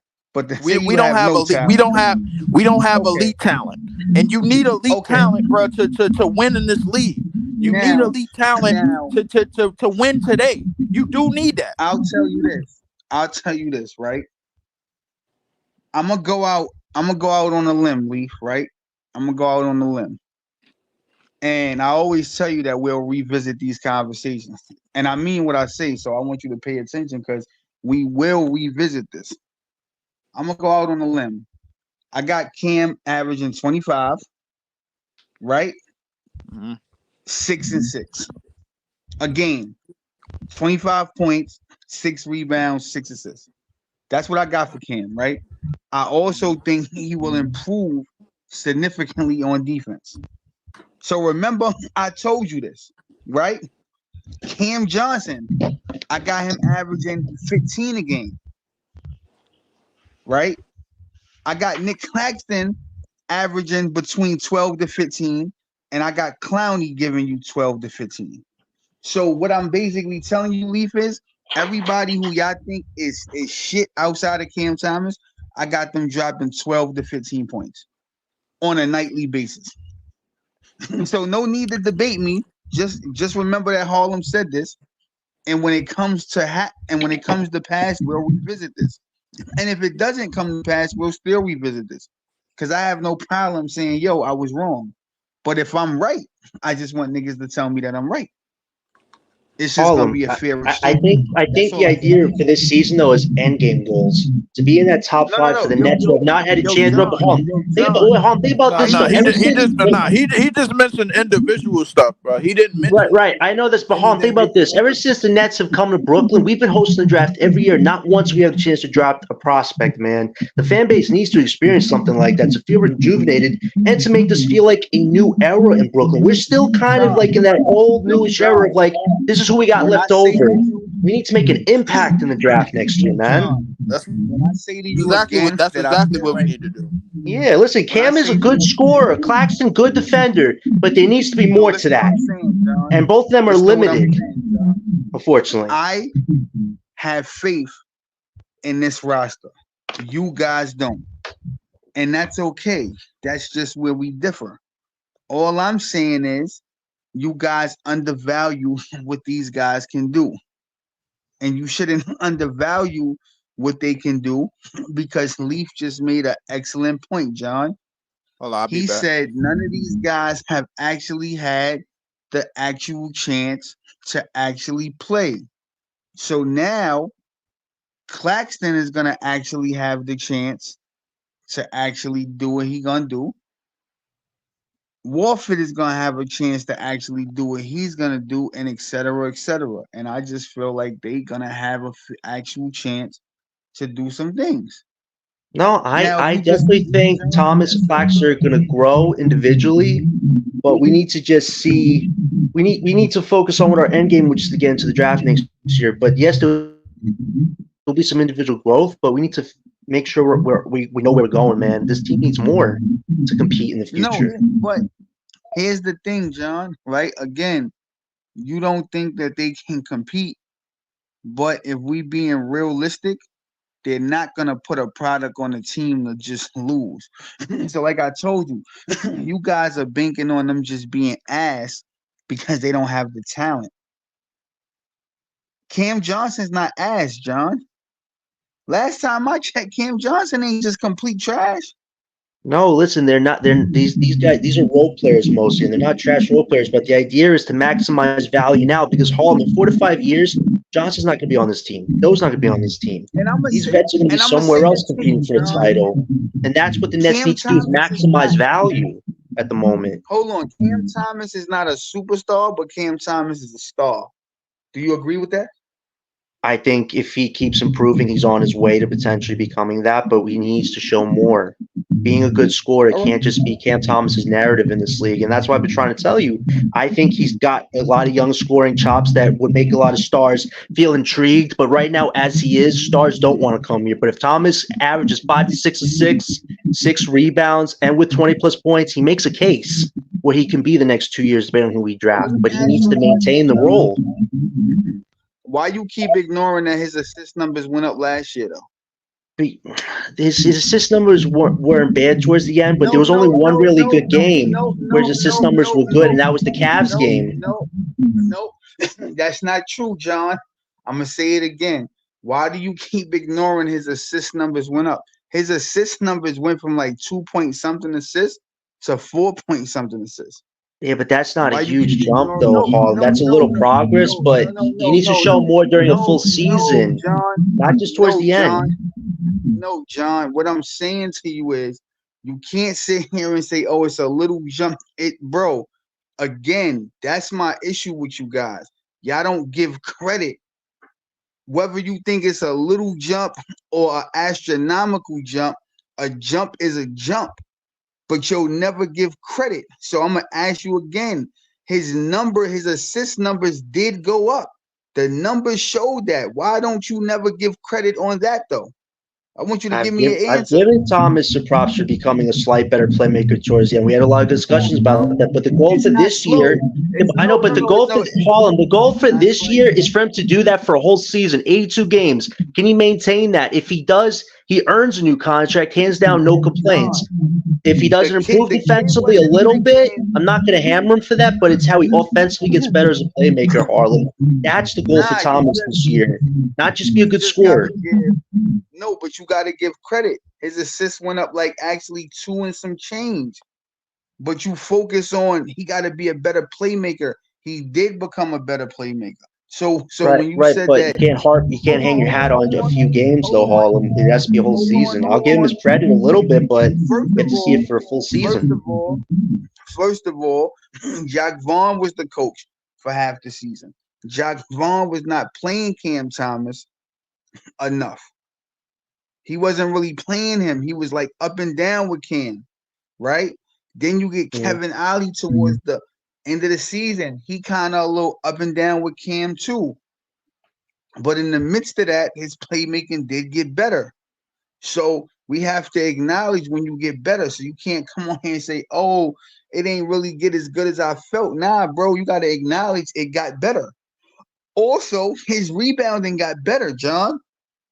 Because remember, it was a point in time people was like, "Yo, Cam is not rebounding. Cam is not And then remember, he had a stretch where his rebounding numbers went up. So those are two parts of his game that went up: rebounding and assists. But I you was never talk about that. a little better, but Yo, you know why? Because he was being a point guard type-ish guy, getting players open shots from Bridges, Doe, and these other guys. Even if they missed, Thomas was trying to commit to doing something new. That's what I want to see him do more this year. Commit to the new no, that and Thomas. that's Don't cool. revert back And to that the old and Thomas. listen, That's the goal and here. listen, If he wants a new and contract, listen, especially. and let me say this to you, right, John? I have no problem with you saying that. Here's my only pushback, bro, that you don't never get. Okay, so I'm gonna give you an example. So let me just give you an example so you understand what I'm saying. Yo, Harlem, Cam Thomas, I have seen his assist numbers go up, but I would like to see them go up more. Wait, hold on. Can you repeat That's that? You like, might cut out for a second. oh, I said Cam Thomas assists went up, but I would like to see them go up more. So that's giving credit that you've seen an improvement, but you feel like he can do more. Rather than you just say, yo, he needs to be a better playmaker, but then you don't touch on the fact that he has improved. So that's what I'm No, trying to say, I John. did Like, touch on wait, these things a little hold on, bit John. Hold when on, it John. Hold on, happened, John. but I'm also not focused on next So, season though too.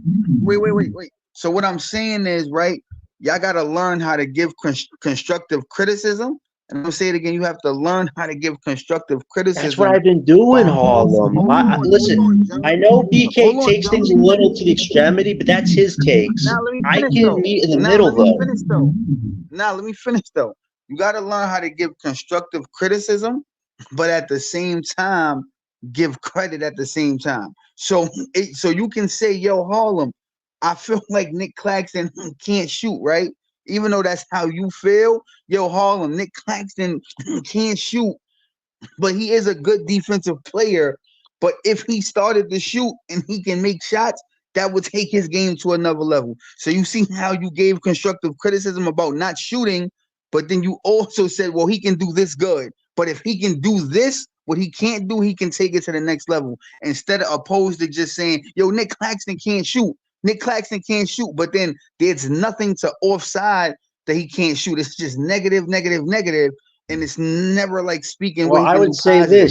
this to meet BK and DJ's points. We've been touching on that. This is a big season for Claxton to offensively get those numbers up. I mean, Coach Jordy should give him the green light because hey, we're trying to tank for a top pick. See what you can do with a jump shot. Hell, take 1 to 2 threes a game. Like get Absolutely. into it more. Claxton doesn't just have to be at the rim waiting for somebody to give him a dunk anymore. And if he wants to take an individual layup with the ball in his hands, show more of that. Claxton has shown that a few times from his college days. But it's like, can you do it for But more like than I 6 said, games? That's what we've if been you looking for this season. if you seen Claxton in college, he was shooting. So it's no doubt in my mind they gonna give Claxton the green light. And I actually, hope if they you do. actually been watching, and if you've been watching Claxton in the past, he be mad as shit when Cam Thomas don't get him the ball. So I it's no remember. doubt in my mind Claxton is gonna go for his this year. All I'm saying is when he actually show you he can do more than what y'all actually think he could do, just give the credit. I Don't come will. up here and Harlem, say, you know I give credit, man. I will give the credit. I just no. want to I'm see it just though saying too. when he do it, I don't want to hear, oh, this is just one season. Nah, just give the nigga credit, bro.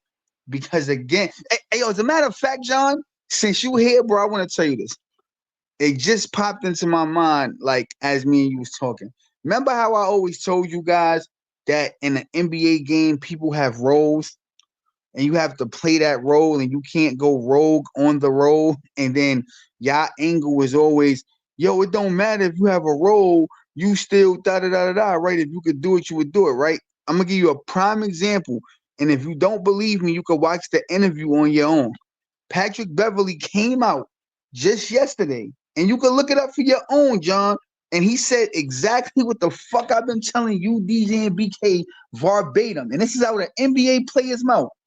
They said, why do you want to go? Why did you want to go play in Israel? Now, mind you, let me tell you this first. Pat Beverly used to be in college. Pat Beverly used to be giving buckets. I don't know if you know that, John. He was the star of his team. And did you know that? Not too much about that. I know what he's done in the Okay. league. I just don't know what he did too much in college. So Pat Beverly from the west side of Chicago, in high school or college, I forgot which one. He used to be the star of the team. He was dropping like 20 to 25 a game. Patrick Beverly, bro, the nigga that played defense, who stands in the corner, yeah, he used to be the star, John. He used to be the Cooper flag that y'all think da da da. Like that was No. Pat Beverly. He's not Cooper Flag, man. Bro. I'm gonna say it to you again. Cooper Flag, the nigga that y'all think is the generational talent, that was Pat Beverly in high school or college. I I don't think promise you. Cooper's doing no cheap shots though, like Pat Bev was, man. I'll tell you that much. I'm gonna say it again, John, because you ain't comprehending. The nigga Cooper Flag that y'all like, that was Pat Beverly in No, high school. Harlem, listen. To give Beverly his credit for what he has done in the league, but he's not this guy that always stuck to his role either. He caused a lot of disturbances with holding cameras in his hand. Like, I think that's a bad example to compare to Cooper, man, honestly. You're not listening. Like, this is the thing. You're not listening. I'm going to say it to you again. Cooper Flag, the kid that was doing all of this in high school, Patrick Beverly was doing what Cooper Flag was doing in high school, John. I didn't say in the pros. You got to listen, bro. Listen before you speak. Patrick Beverly was doing what Cooper Flag and Ace Bailey was doing in high school. You don't know because you didn't follow him. I did. Patrick Beverly was scoring like 20 to 25 a game in high school. He wasn't just a defensive guy and a spot-up shooter that you see now. In high school, Patrick Beverly was really him, John. So go do your homework and look at Patrick Beverly. He was really him, my nigga. He was him. So anyway, in the interview, they asked him, why do you want to go play for Israel? And he said, back when I was younger, people don't even know I can score the basketball. He said, but when you get to the NBA, your roles change. Like I always tell you guys, it's a role. And he said, my role in the NBA wasn't to be a scorer no more. They wanted me to just stand in the fucking corner and shoot. And he said, I got tired of just playing that role because I can really score the basketball. So now in Israel, I can get the ball and do step backs and play my game and really score the basketball. Go look at the interview, John. Yeah, but Harlem, how is that helpful though to somebody like Cooper, who is gonna have a lot of pressure coming into the league? And the thing is, they are gonna run the offense through Cooper some different times. He's not just gonna have his role change to being a secondary role or a role player like some people think he should be. No, because Harlem, here's the thing though. Here's the thing though about Patrick though, Harlem. Why do you think his role changed? Because he's a selfish dude. He wanted things that he wasn't going to get, and I can see now why his attitude got so bad towards the end of his career before he got left the league. Yo, John, did you get the whole point of what I was trying? Like, do you get the whole point of why? Yes. In college, Beverly was that guy. His role changed when he got to the NBA. But you put Cooper against Beverly. Who are they going to run the ball through, though, Harlem? You can't run the ball through a guy like Patrick Beverly on the court. Missing the whole point. Yo, bro, one thing that you and BK Hoops do, bro, that drives me nuts, you guys are not good comprehension guys.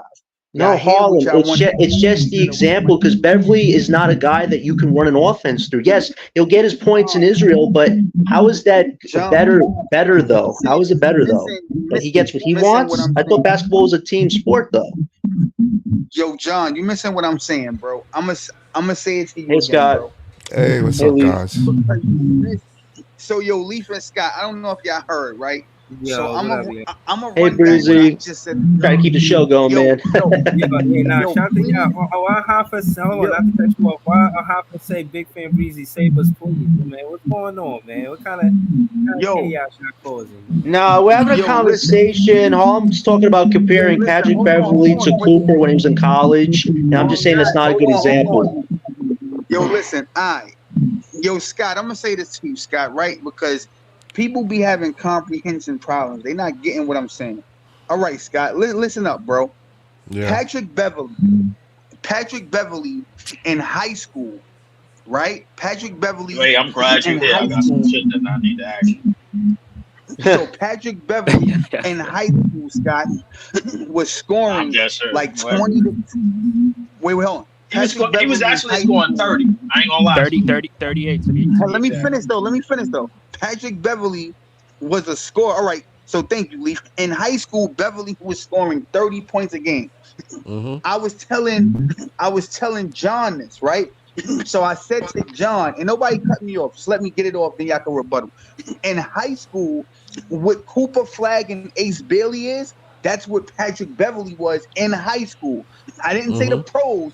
In high school, Patrick Beverly was what the fuck y'all think Ace Bailey and Cooper Flag is. This is facts. This is facts that niggas know Patrick Beverly's story, right? Yeah. So what I said to John was, they always say Nick Claxton can't shoot.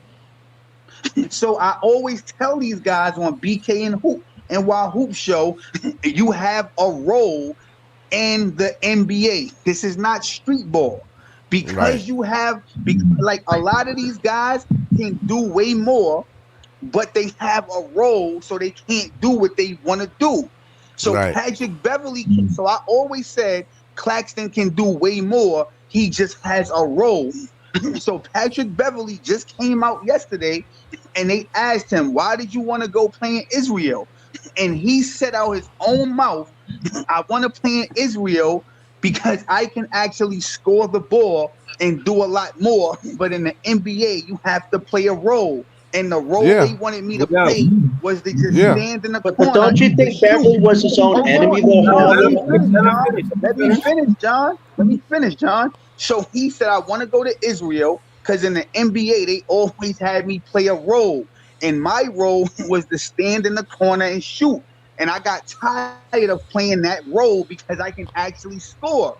So the You got tired of that after 15 years. You got tired of playing that role. I'm supposed to believe that. Hold on, Nah, it's money. It's money involved. Hold on. But what I'm trying to say is, Leaf, because Nick Claxton plays a fucking role, does not mean Nick Claxton can't score the ball. It is a role. So I don't know why you guys think that because somebody's not doing something that they can't do more. It is a role, bro. And I'm so glad that an NBA player actually said it. So hopefully they start to sink the fuck in. People have a role to play. This is not Harlem in the fucking Rucker Park, bro. You have to play a role, my nigga. That's exactly. Hold on. Listen. Here's the thing, bro. I think it's this misinterpretation here because there's players that can score and there's players that could score on an NBA level. Patrick Beverly could not score on an NBA level. That's the reality. We can't say that because we see 15 years of it. We see 15 years of it. Yes, we can. Because we seen him play. We seen him play in the league for how many years, and he cannot score on a high level on the NBA level. Hold on, Leaf. He just said you can score. You can do it in Italy. You can do it in other places, but you can't do it here because you ain't built like that. Bro, because they made him stand in the corner for 15 years. They made him stand in the corner for 15 years because he wasn't an elite scorer. Well, I disagree with that. Can I say this? We're not going to say that, Leaf. That's not accurate. Yes, we are. That's not Okay, Harlem, why is Beverly not in the league anymore then, Harlem? What happened? That's not accurate, though. Yeah. I'm going to tell you. That's not accurate, Leaf. I just told you. If you have Leaf, all right. So Iceman came on. No, hold on, wait. Iceman came on BK and Wild Hoop Show one time, and he broke it down. Iceman said, "Yo, if two people on a team can do the same thing good, somebody gonna have to take a back seat." So I'm gonna give you an example, Leaf. If me and you on the same team, and you're an elite scorer, and I'm an elite scorer, right? There might be something that I do better than you. So they might say, "You know what, Harlem? You're the better scorer than Leaf, but Leaf can do other things better." So now Leaf's role might change. Yo, Leaf, we need you to be a rim runner. Yo, Leaf, we might need you to hit corner jump shots. That don't fucking mean that if we give Leaf the ball, Leaf can't score 30 points like Harlem. That just means Leaf can do other things better than Harlem that we see better fit for Leaf to do. Stop it, bro. Wait. On an NBA hold up. On an NBA level. And by the way, I'm glad you mentioned that Patrick Bev was doing a lot of the shit that he was doing in high school. Because as I go back and I look at his draft, I see a lot of niggas, bro, that have a lot of good names for themselves in this draft, bro. And I see a whole lot of talent that's still in the league. He wasn't better than Blake. He wasn't better than James Harden. He wasn't better than Tyreke Evans. He wasn't better than Steph. He wasn't better than DeRozan. He wasn't better than Brandon Jennings. He wasn't better than Drew Holiday. Most of those names on that list have been stars and all-stars on their respective team at some point in the league, or still to this day, or still till they retire. Patrick Beverly on an NBA level has never been that. Ever. Yo, Leaf, let me ask you a question, Leaf. So in all them 15 years, Leaf, right? When have they ever said, "Yo, Patrick Beverly, we gonna give you the ball and we gonna let you cook"? When have they ever did that? Because hold on. Before you rebuttal, Leaf, if you seen in 15 years somebody give Patrick Beverly the ball and say we gonna let you cook, and you seen him epic fail, then you got the right to say what you say. But if you never seen that, I want to get in and say something. Go ahead. Yeah, I gotta get in and say something. Yeah, but go ahead, Scott. Jump in. Yeah. You know the NBA is a show, right? Do anybody know that? Do you know? Okay. So listen. Let me finish. And I know where you're going with this, but go ahead, Scott. Because I know you know that. So when you say Patrick Beverly can't score, you know the league want LeBron to be the show. You know Steph is what the league want. You know that, right? You do know that. Okay. I understand that. But it's only. Listen, let me tell you something. People come. No. There's a lot of people. There's a lot of people that can score. There's a lot of people. Can I get in real quick? How many of them are doing on the NBA level, Scott? No. There's a lot of people that can score. It's only one ball. There's only one ball. It's only one ball. They don't need 20 stars. You know that. Scott, let me get in real quick. How many players can score on a high elite level night in and night out? I mean, there's a lot of players there's a lot of people that deserve to be in the NBA. I have a question for Harlan. Can I say this real quick? A lot, Lee. There's a lot of good players, man. They ain't gonna never get a shot. Hey, let me say this. Then how come we still got less than 50 players in the league? But it's a show. It's a show. It can't just be that. I understand that. It is. I know people don't want to believe that. I understand that. I believe you. But the thing is, you're telling only part of the truth. The thing is, bro, is that Patrick Beverly, who was the second round 47 pick, 9 times out of 10, those players, and I can mention another second round pick that was able to score 25 a game for 3 straight years. He go by the name of Gilbert Arenas. So the thing is, if you want to tell me that Patrick Beverly was on the same level scoring wise as Gilbert Arenas, I dare you. Yo, bro, let me ask you a question. I dare you. Hey, let me say this. Yo, Breeze, don't applause, man. Yo, let me get in here real quick. Wait, Harlan, let me say this real quick. Because you said that in 15 years, when did we ever see Patrick Beverly? When did we ever see somebody give him the ball and say, "Yo, cook"? He had that opportunity in 2019 when he played with SGA. SGA was a rookie at the time, right? That was the same season that they took the Golden State Warriors to 6 games, right? He wasn't good at scoring. That their best scorer was Lou Williams coming off the bench. Exactly. And Lou Williams was coming off the bench, giving them 30. Patrick Beverly couldn't do that. And Pat Bev was starting. Right. And Lou Williams is still on the bench. Yeah, Lou Williams is still on the bench. Lou Williams is still on the bench. Right. So if Lou Williams could be starting on another team. And he's still on the bench. But he's great as a 6 man. That's the show. That's the show. Scott, the moral of the story is not everybody's part of the show. Williams being a better scorer than Patrick Beverly is not part of the show. He's a better scorer than Patrick Beverly because he's a better scorer. Wait, Harlem, I got a question for you, Harlem. Can Patrick Beverly do what Drew Holiday does on a team offensively and defensively? Can he be what Drew Holiday is for a contending team? Yes or no? No, bro. Thank you, Lee. Thank you. Yo, bro, these guys have roles. I'm gonna give you a prime example. Yeah, go ahead. Did you guys see Kristaps Porzingis on the Mavericks? Yes. Yeah, it wasn't that good. All right. So let me ask you a question, John. It's just a yes or no. Yeah. It's just a yes or no, John. Hold on. Did Kristaps Porzingis look better on Boston than he did on the Mavericks? Yes or no? Yes, because he wasn't injured for most of the season. Hold on. I don't want to speak, right? So cool, That's the right? reason. So Kristaps Porzingis, when he left Dallas, right? They said why it didn't work. And he said Rick Carlisle had him just stand in the corner, right? So that's a fucking role. Now hold on, Leaf. And before you jump in, does that mean that if Kristaps Porzingis wasn't just put in the corner, he couldn't score 30 like fucking Luka? No, it doesn't mean that, Leaf. You know what it means? It goes in the Scott's tape. It's a fucking show. They want to see Luka dribble the air out the ball and shoot up bullshit. Meanwhile, Kristaps Porzingis is standing in the corner. So what I'm saying is, bro, I never argued that. I never argued that. But the thing is, Scott is only telling half. He's telling one truth.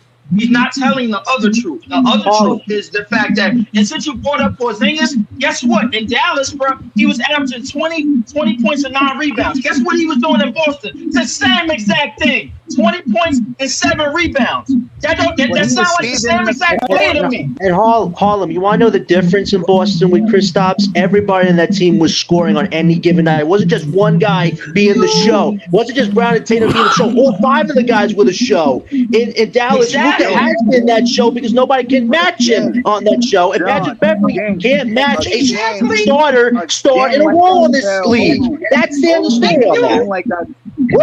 Hold on, bro. Like I tell you on Leaf, there are roles, bro. I mean, it's the most coverage Beverly's ever gotten on a podcast. Again, bro, you have a role. Because you have a role, John, everybody's not gonna score 30. So when Leaf say he can't score, he can't be an elite scorer in the NBA. That's blasphemy. Hold on, that's blasphemy, Leaf.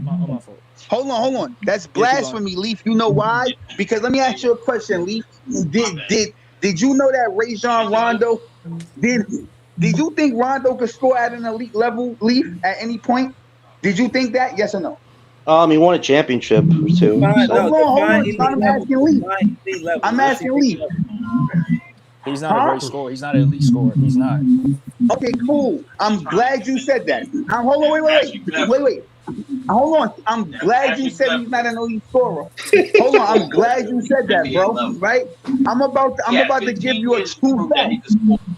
Yo, Leaf. Hold on. Luka's laughing at this comparison, man. You said Rondo not an elite scorer, right? When Rondo went against Miami, Leaf, hold on, Leaf. When Rondo went against Miami in Game 6, did Rondo not score 42 points? Come on, man. Ben Simmons scored 42 points against the Utah Jazz. That's just a terrible take, bro. Come on, bro. You're saying that somebody's not an elite scorer. If you score 42 points, it sounds like an elite scorer to me. Bro, anybody can get hot on any given night and start going off. Because that's because the skill level is really closer than you think. Hold on. Can y'all hear me? That's what I'm trying to tell you, bro. That's exactly what it is. No, I know that. I know that. I've seen people not make the NBA that deserve to be in the NBA. Go ahead, Breeze. Can y'all hear me? Yeah, Breeze. Yeah, Breeze. All right, hold on. We got Pods on this panel. We're gonna swing it. We're gonna go around the panel bro? A little bit. Hey, Pods on. Hold on. Yeah. First, Oren, he said Shane Larkin, just like Beverly, never got a shot at NBA in Europe. He's a two-time MVP. I kid you not. Now, again, I do agree that to an extent they want certain players to do certain things. They are roles. And we've seen countless examples. We've seen Mikal Bridges move to 26 something and then for 26 games, and then for 82 games you see that drop. So to the point, just talking, right? To the elite level. It's consistency. How many games can you do that? For how long a time can you? And on an 82 game scale, bro, we all know that Pat Beverly is not that guy when it comes to scoring. Exactly. Right. That was my next point. We can't say that. I don't know. Somebody got a TV in the background. On an NBA scale, in the NBA, bro, we know that he can't do that. Yo, hold on, bro. Stop cutting me off. The next talking 2 minutes. Hold on, man. Y'all gotta let me moderate because y'all just gonna talk over each other if I don't. Respectfully. Again, man, I don't want to be long-winded. Shout to PT. He on the panel with us. Talking about, man. How you doing? First and foremost, what's going on?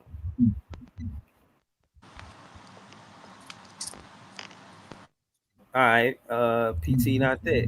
But I'm here. I didn't hear the question though.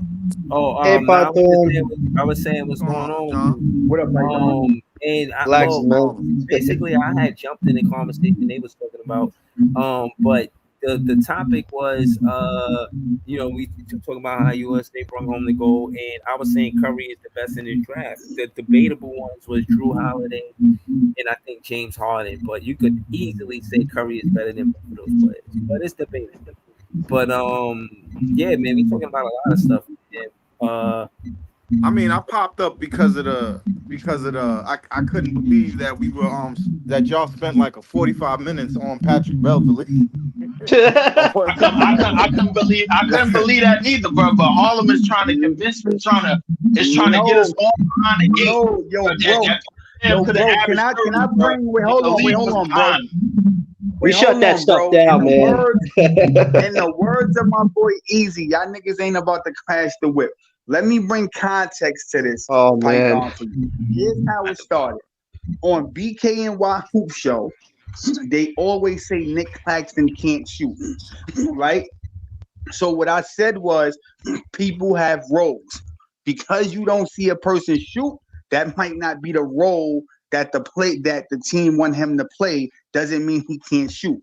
So I said, your talent picks your role, though. Hold on, let me finish, bro. Let me finish. But you just talked about this for 45 minutes. No, but I'm bringing context to you. I'm bringing context to you. Harlan, can I ask you a question? Yeah. Now hold on. Yeah, hold on, yeah. PT, listen. Some of that what PT is saying is right now. Yeah, Harlan, you gotta bring context, but get to it. Yeah, like yo, listen. Hold on. Let me say this. All of y'all got great content. But y'all gotta look at this like a team. Some of y'all are better at ISO, but some of y'all don't know how to pass the ball. That's a fact. Now listen, I know who know how to ISO. All of us pretty much know how to ISO, but not all of us know how to pass the ball. We won't get into specifics. I'm gonna get to it, Breezy. I'm gonna get to it simple then. So Beverly said he went to Israel because basically he said he got tired of standing in the corner and he can do more than stand in the corner. So what I'm saying is because you don't see Claxton do more doesn't mean he can't. He's just fulfilling a role. It's that simple. They would love Claxton to be a scorer. If niggas played organized ball, they should know in organized ball you have a role. And if any of y'all up here say that you don't have a role, y'all niggas never played organized ball, bro. It's not street ball, nigga. Man. You don't just come out and shoot 80 times. They give you a fucking role and you play that role. Simple, bro. But your talent. Hear what I'm saying, Harlem. Your talent decides your role. If you 6'2", 190, you can't play the 5. Your talent and your physical ability decides what your role is. What Patrick Beverly can do and what got him into the NBA and gave him a career was defend. He had the athletic ability. Because that's what the role. Because that's what they wanted him to do. It does not. Hold on. PT, Harlem. Let me say this. Orange speaker in the comments said Harlem is one of the facts. Pat Bev left for the bigger role, chance to be the guy again. Now let me say this again. This is a true story. Dejounte Murray reached out to Kawhi Leonard to ask how he could get more playing time with Coach Pop.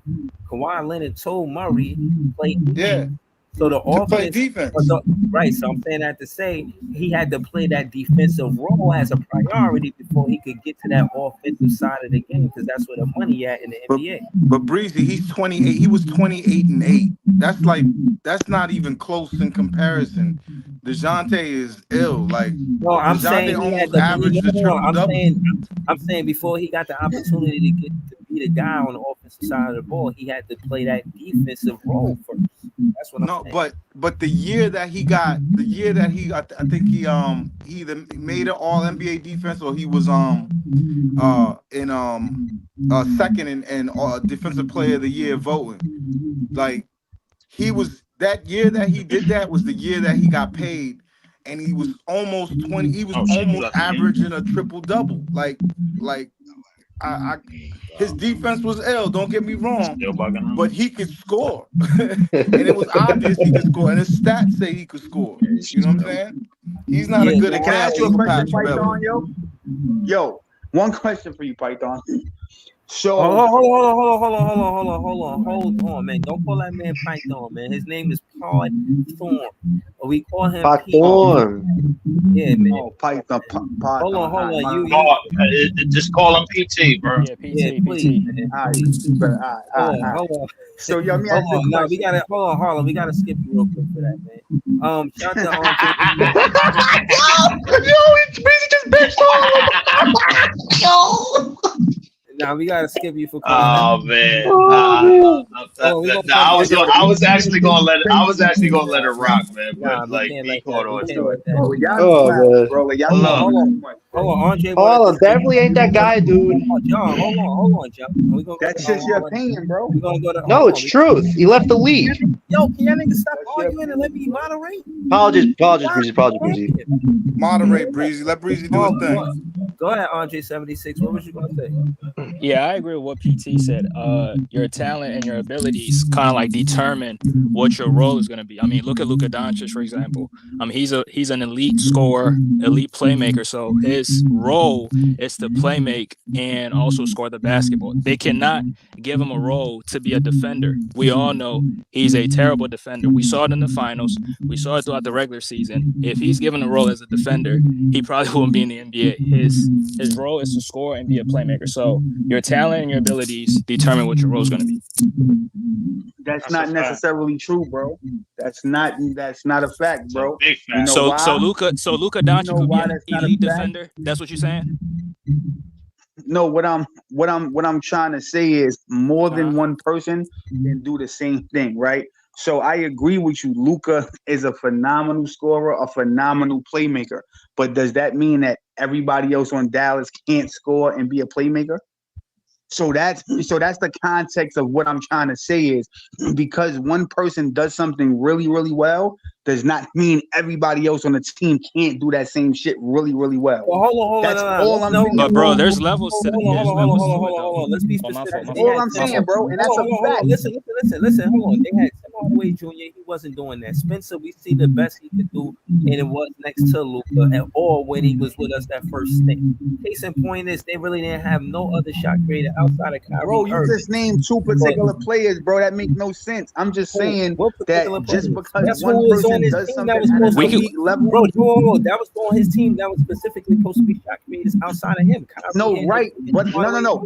But again, you just named two players. I'm just saying because somebody does something really, really well, just in general, doesn't mean that somebody else on the team can't do the same shit. That's all I'm saying, bro. People have That's roles. exactly what it means in the NBA. It doesn't, bro, because you see somebody that's a spot-up shooter in the corner, bro, doesn't mean if you gave him the ball and said score 30, a nigga can't score 30.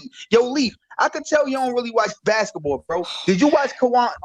Man. Hold on, John. Why are you doing it, bro? This Patrick Beverly stuff is nonsense, man. Come on. No, why are you doing this? Hold on, Leaf. Yo, Leaf, did you watch Kevon Looney in high school, Leaf? No, I didn't watch Kevon Looney in high school. I watched him in the NBA. Okay, cool, right? So I encourage you to go watch his highlights, right? Because it's too late to actually watch the physical games. If you seen Kevon Looney in high school, bro, he would have been an NBA star, bro. The kid got hurt, and then his role had to change to being what you see now. So what niggas think Kevon Looney is now because his talent changed. His talent changed. His ability changed because he got injured, bro. His talent changed because he got injured. Because he got injured. But here's the thing: when you come into a team that got Steph Curry on it, bro, like guess what? Now you got to do something else because this nigga can clearly. My nigga, he was better than Steph Curry. He was better than Steph Curry, bro. I'm out. He was better than like Breezy said, somebody get me up out of this. Somebody get me up out of here, bro. Somebody get me up out of here. Somebody get me up out of here now. Somebody get me up out of here. Somebody get me out. You niggas can say no. Y'all can all say no. Somebody get me out of here, bro. High school. None of y'all seen Kevon Looney in high school, so y'all all talk. Is Kevon Looney winning a gold medal? They don't mean you can do it in the league. Because you did it in high school. You don't mean you can do it in the league. You know that. Hey, yo, Leaf. Hold on, Leaf. Yo, You hold what I'm saying? on. Why are you trying to sell me that because he did something in high school, he could do it in the league? He can't. Hold on. Yo, Take it Lee, easy. the nigga got injured, bro. Take it easy, Harlem. He got injured, bro. What you mean, take it easy, bro? I'm cooking these niggas. They don't even know what they talking about, bro. What are you cooking, Harlem? You made Patrick Beverly the most covered guy in the podcast. Harlem, you burned the kitchen down twice, and I sat here and allowed it. Bro, what the Listen, bro. just because we kept telling each other, just because you can't, just because you can do something good in high school, don't mean you can do it in the league. That's not what that means. Wait. Yo, Leaf, you know what's funny, bro? You are the epitome of a living contradiction right now. You know why? Oh my! Because you the same nigga, Leaf, that came. I get the same stuff, Leaf. It's okay, bro. I get the same stuff from this guy. The same guy that came on here, Leaf, with John, and said that Cooper Flag and Ace Bailey gonna go to the NBA and cook, but you have no evidence of this. Yes, we do. So what's the difference between what I just said and what you and John just said? Patrick Beverly at 6'9", dude. First off, I said the only thing I said about Cooper Flag, bro, the only thing I said about Cooper Flag, if you was listening, is a possibility that he might be the next Keith Van Horn. It's a possibility, bro. So the thing is, bro, we don't know. We don't know. The thing is, bro, we do know that Ron Moody came to the league and became a great rebounder. Why? Because he probably wasn't a better scorer than that. Come on, man. That's it ain't no come on, bro. This is all facts. This is there.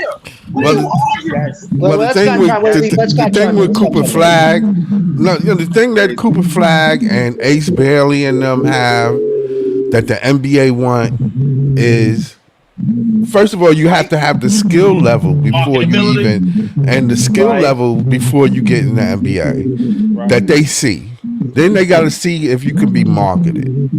If you can be marketed, and can you come in the league and they can sell you, they will. He'll be a star. If not, he'll go to somebody else. If he don't be able to do it, like you said, and I do agree with what you said, most of the panels say, you have to do it over a time period. Right. Like there's an amount of games. Yeah. Some players play good in 30 games. Mm-hmm.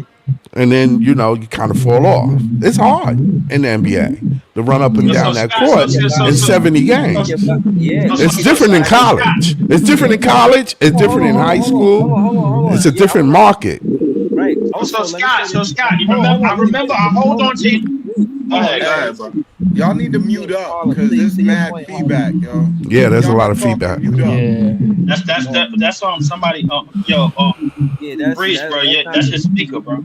That's not my speaker, bro. That's Harlem. That's Harlem. And I heard the same thing. Yeah, this other come from Harlem. Harlem, drop off, come back, Harlem. Or just go on mute when you're not talking.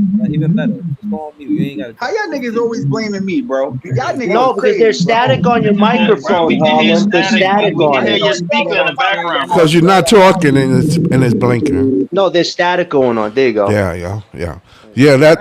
That's I agree with what y'all saying that there's a talent level. I do agree with that. Right. There's some people that have talent, and over amount of period of time when you're a rookie, they see if you can do it the whole time you out there. They need it's like a job. It's literally a job. No, that's a fact. Hold on, and also it's literally a job. Hold on, and also I feel like it's the amount of games too. Like high school don't play the same amount. Right, of games. That's what I was saying. They have to see that. Don't play the same amount of games as no, they don't. Again, so what you see Ace Bailey do and Cooper Flag do at this little level that they playing at, when they get to the pros, all that gonna be different. So don't sit there and tell me they're gonna be a superstar when they get in the NBA. They got potential, Scott. You can't tell me that. Not unless the league want them to be. They do. Hold on. Listen. Also, you got to make sure.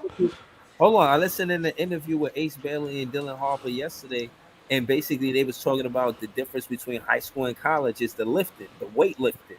Like Right. you lift like grown men lift in college, but in high school they may not go as heavy with the lifting. And they Right. talking about lifting by doing it now. So that means getting ready for the season, they already lifting in August. The season don't start until whenever, October, September, or whenever it starts. But they actually doing the lifting now. And he did made it. He explained there's a difference from lifting from high school to college. So yeah, there is levels to this. And just because you're great in high school, don't mean you're gonna be great in the pros. That's true too. Facts. That is true. That is true. That's why when I look at Ace Bailey and when people say, "Oh, they're gonna be superstars," you know, you really can't say that. I mean, you know, you really can't say that now, not unless you know something that the commissioner and them are talking about. But Scott, I mean, then that's different. Scott, I'm gonna ask you this, bro. What's more of a sure thing? A 6'10" dude with crazy wingspan, or a 6'2" kid from Chicago? It depends. I mean, because he's got the height. Yeah, he got the height. Thank you. Okay, then he got the height, so he gonna come in scoring. There's probably a reason why we're saying that somebody that's drawing comparisons to T-Mac, PG, and Kevin Durant, that we're saying that he's gonna be something in the league, bro, other than somebody that's 6'2" and dark skinned from Chicago. There's probably a reason for that, right? Yeah. Excuse my language, Andre, bro. I got something to ask you in a second, but there's probably a reason why we're saying this. Yeah. Right. Yeah, because the player has to put in the work. You know, you got to earn that spot. You got to earn that superstar thing. You know what I'm saying? You're gonna earn that. If you don't put all the work in, then these niggas ain't even frozen. Y'all, these niggas, bro. Hold on. When you mischaracterize the player, now you're not talking about what's good about it. And I'm not. And the thing is about Claxton from 5 feet in is one of the best scoring centers or best scorers inside of the paint in the league. The year before last, he led the league in field goal percentage. Last year he was 9th, averaging 12 fucking points. But again, it shows that he could finish around the rim. He's good for the pick and roll. Like you don't have it shows that he could grab a lob, nigga. That's what it shows. Yeah, but yeah, like, that's what he can. But that's the role he played. Everybody not in B at the center. Like that shit corny. That not everybody gonna be Jokic. We do this. Hey, Breezy, notice I didn't mention no names. The thing about Claxton that y'all all missing is that he has to play faster. That's all it is. Right. Bro, listen. What I'm saying is he was ready to play with it. Look at the offense and how it changed up on him. He the last man standing. Y'all mad that he ain't got more offense. They ask him to play a role, and y'all know that. And again, the only thing I'm saying is I disagree with him about him having to develop this, that, and the third as a priority. If Claxton do the same thing he do and just become a better free throw shooter, that's what I need from Claxton. I need him to actually knock down his free throws when he gets to the line. If he can do that, he gonna give you 16, 17, bro. He has to play without a jump shot, though, Breezy, bro. He has to play faster. Bro, the 15 plus points that y'all need, y'all looking for him, it gotta be on some Giannis shit. It gotta be bonus shit. He has to play faster. Breeze, especially when you make it 27 mil. Bro, the whole team. Yo, Breeze, I'm gonna say this to you because you really love Brooklyn so much, bro. Right? And I mean this sincerely. Bless you, Scott. All y'all from Brooklyn that love Brooklyn so much, right? If I was a player on the Nets, bro, the way you niggas come up here and talk down on the players, bro. If I played for Brooklyn, I would piss on you niggas and never. It's constructive criticism, bro. We're not talking down on them.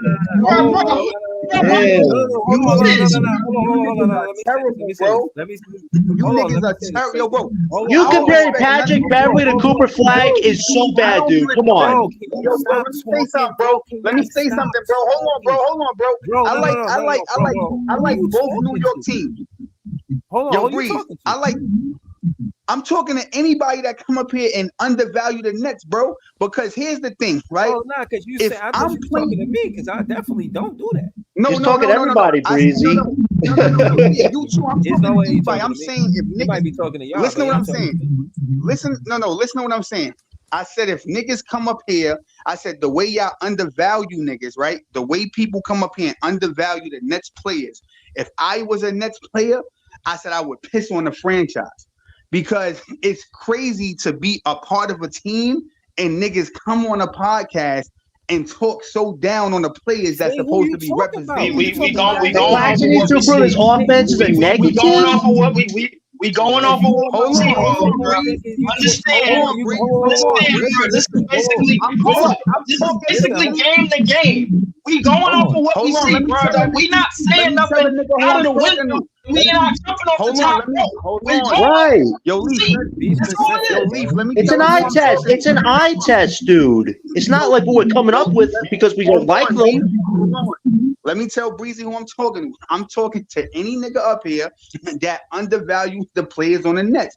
Again, if you come up here and you talk down on these niggas that's supposed to represent a team that you like and you always talk down on them, if I was a player on the team, I would piss on the franchise. I wouldn't even want to play for you niggas. Why would I want Then to play for a team and every time I come up in the fucking comment section, I got to see a bunch of dick eaters just talking negative about me, bro? Why would I want to play for this Well, franchise? wait, Make it make hold sense. oh, it on, is about the other Hold on. podcast. Hold I on, talking hold about on. the other Nobody podcast talking now. negative. Nobody got no. Hold on, Oh No, y'all. That's man. that's crazy, that's bro. that's Hold on. that's not Hold on. going Time on over out. here. Time out. Come on, Time bro. out.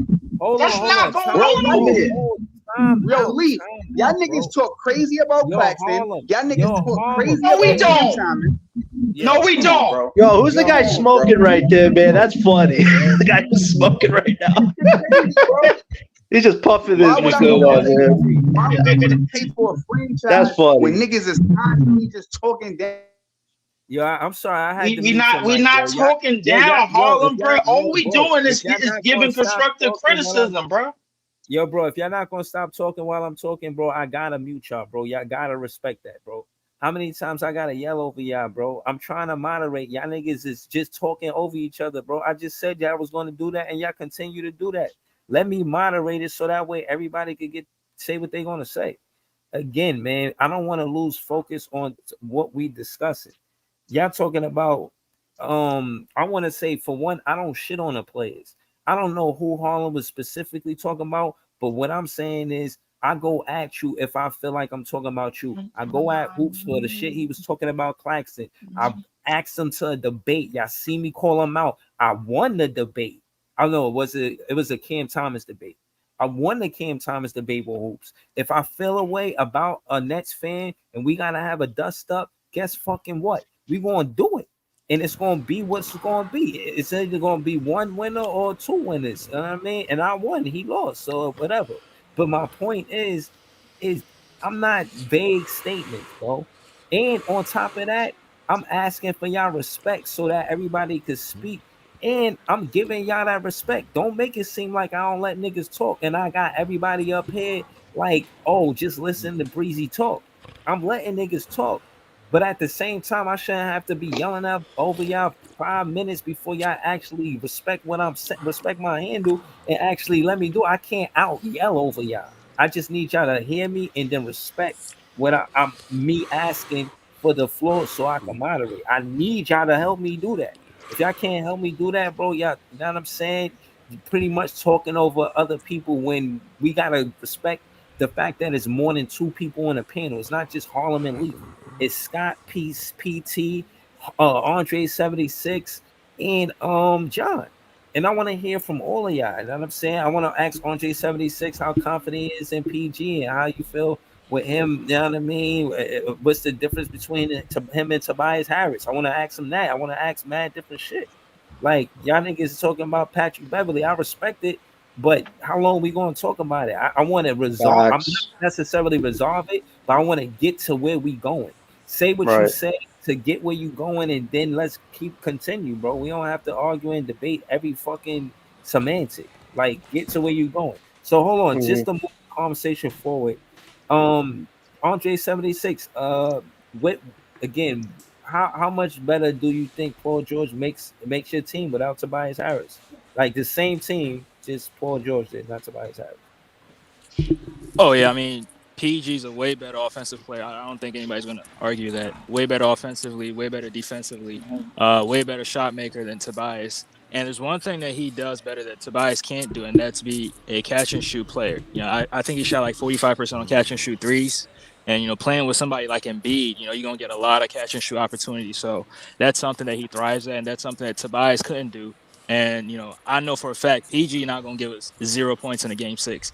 He definitely going to put something up on the board. So, I mean, on paper is way different from, you know, what happens on the floor. So we got to see how they look like on the floor. Then we got to judge. But I mean, I think we definitely have a shot. Now I'm not going to put us over Boston because, you know, they're the defending champs. So we got to give them their props. But I think we right there. Yo, hold up, my bad. I was gonna say, yeah. Did you hear what Evan Turner had to say about PG at all? Dre? He's a bust. I don't want to hear his name, bro. Second overall. Is he really?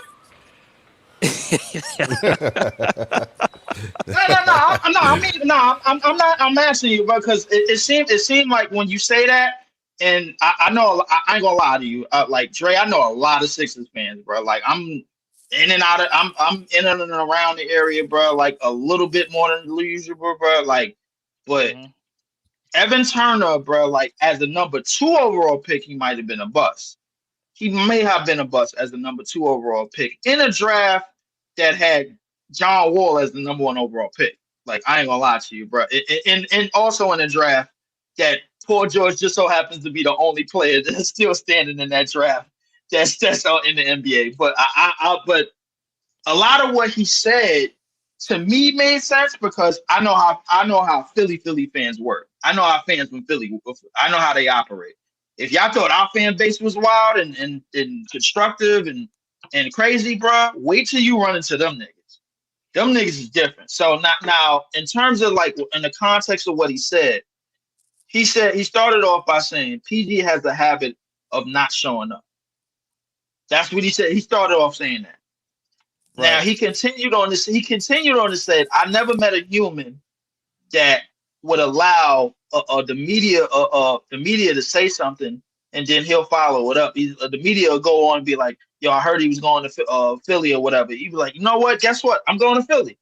So shit like that. You know what I mean? Like, I feel like it's a lot of that being done in the league, but I don't feel like that's just him. That's just PG. I feel like the media, it's a reason why the media know what plays is going before they go. And then 9 times out of 10, they be right. But my thing, do you think like his comments in terms of like the mental factor of that team in terms of pairing up PG and pairing up Joel was correct? Do you think the mental factor of that team was correct? Because a lot of what he was saying is like, yo, you putting 2 of the most softest dudes, bro, together and telling them to go win. Do you think what do you think about that statement?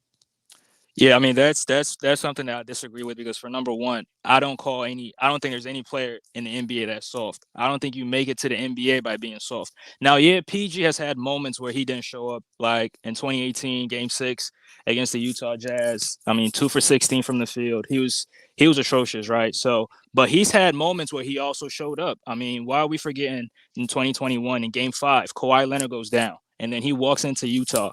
37 points, 16 rebounds, leads the Clippers to their first and only conference finals appearance in franchise history. He did that, right? So I'm not going to look at his moments where he came up short. I'm going to take, both instances, and then I'm going to put him in the third option role, right?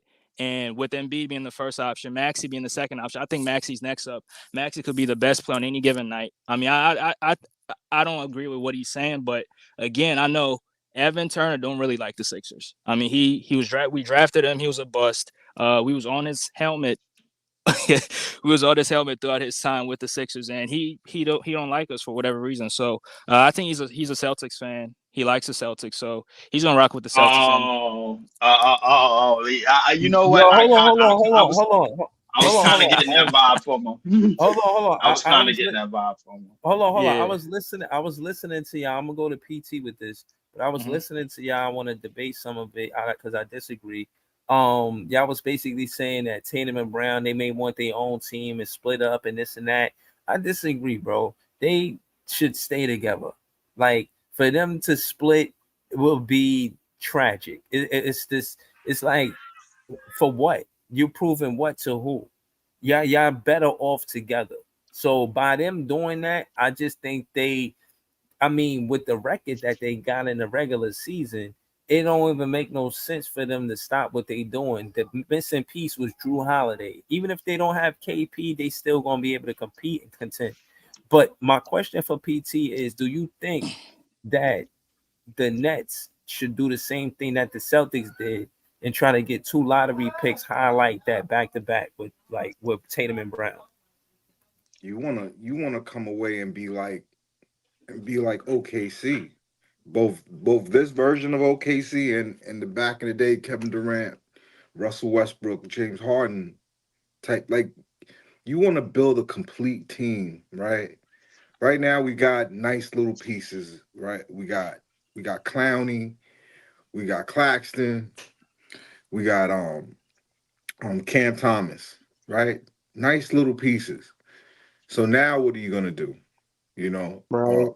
if you could add a superstar plus one, because they have 3 more shots at it to get another like blue chip player. Maybe not in the top 5, but you have 3 picks after that in a deep draft. You got to come away with another piece to the puzzle from at least one of those 3. And Facts. then on top of that, the next year you're gonna organically tank because whoever you got, you're gonna let him get his minutes. You're gonna let him get his minutes. You're gonna let the team gel and kind of find themselves, which takes a while. And then that's gonna let you pick high again and again. If the 2026 draft is AJ DeBanza, uh the Booker, Who? the Boozers. Y'all not familiar with AJ DeBanza? Nah, That I'm I'm familiar with the not. Boozers because I just seen a documentary, but I'm not familiar with the band. So no. oh man, 6'9" shooting guard, like incredible. I just like he'd be top 3 in this draft. That's how He'd be nice he top is three in this draft.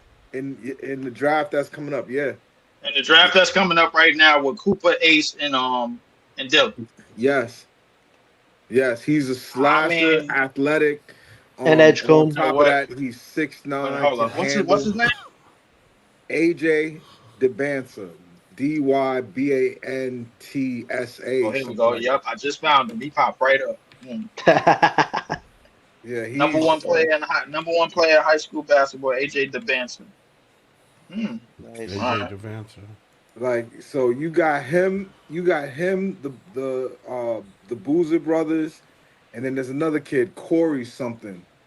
Like he's a beast too. He keep winning AAU tournaments. And he said, and that's why Cooper and Ace and all of them were in the tournaments with him. So you got to come away. You have to come away from this experience, the 2025 and 2026, with at least One 2 blue chip. superstars. One Now top blue Yeah. chip. it got to be 2. It got to be 2 because of what you traded. Like it's not. This is not McHale. This is what we traded for KD. You lose KD, you got to bring KD plus back, and it's not only going to be just that. Like they have the cap room. If they hold on to the cap room, wait till 2026. That's when things could get interesting. You got 2 blue chip players. You got a freakish scorer, and then you got this nice front court that's blocking every shot in sight, and one of them could shoot from 3. Like that's a yo. That's if you could again if you could get 2 to 3. If you get 3, forget it. We back in business. But if you, at the very least, 2025, Out of the 2026. draft, PT. Yeah. Yeah. I mean, if you like, I let's say, mean, let's say we get the 4th pick or some shit like that, right? And we right. get VJ Edgecombe and I'm trying to remember the kid from South Sudan. There's a Oh, kid from Common South. Malouk.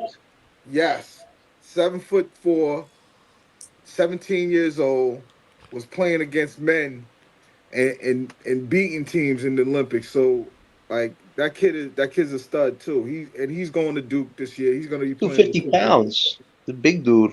He's a big boy. Wait, seven Mhm. foot four. What he like a $150?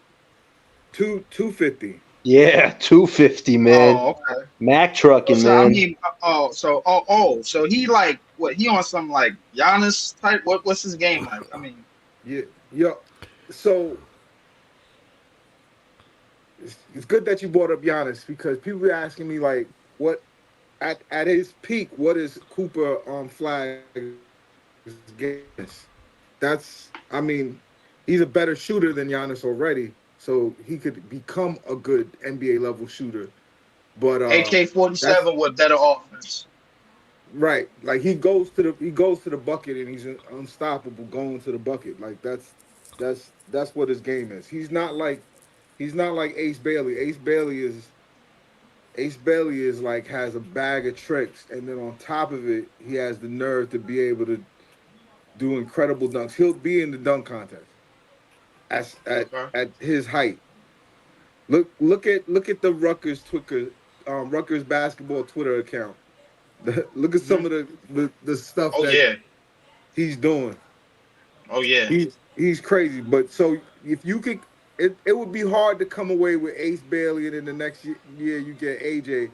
But if you get Ace Bailey, and the next year you get one of the boozers, Hmm. you you you in play Hmm. because now you're gonna go into free agency and get whatever else you need, Yeah, and you got trade capital too. Like you got if you space. you Right. got you What got trade cap capital we got? space, you got trade capital. What trade Yo, capital we got? yo, Lee's 14 killing picks at me, that man. point. You'd have 14 picks at What that trade point. capital? I need to know what trade capital we got. Well, Oh, we got trade trade capital capital. now. They had after Who we got? 25 We and got 26, we still have 13 first round picks. Yeah, 14.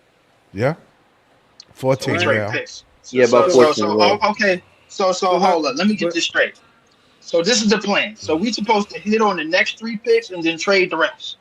not just hit on 3 picks, trade on hit on 3 high picks, 3 picks that's in the top 3 of the draft. And So that's let with these two drafts are legendary drafts. These aren't it's not like this past year where it was like Role a happy players? go lucky draft. Yeah. These are elite kids that's coming out. Like all right. I would just say give YouTube a little bit of a search and just watch his basketball game because the thing that most impressive that about Ace Bailey and the reason why I think he should be number 1 overall and the Nets have to get him by any means necessary is Mhm. because this kid already can score without dribbling. That's what high school superstars do. They dribble because they can. You know, on that level, nobody can stop them. So he But can score shit, off the ball. His off the ball scoring is like he does already on both. NBA level. Like, Yeah. so all right. So PT, you telling Yes. me right now that Ace Bailey can already score off the ball on an NBA level? Yes. With Yep. confidence. I think so too. With 5-tool confidence. Okay. player. I 5-tool seen player, him man. Okay. shoot, and it's Okay. pure. Like Okay. I haven't seen a prospect that can shoot and go to the rim like he can. Kevin He's Durant. he has a post up game which fucked my head up. And then when they asked him who does he model his game after and who did he think he could be like in the interview he just did with Dylan Harper, he said Kevin Durant. And Kevin Durant has never been as this athletic. Like this kid is Okay, yeah, more athletic. I'll give you that. Durant is Kevin taller. Durant ain't been.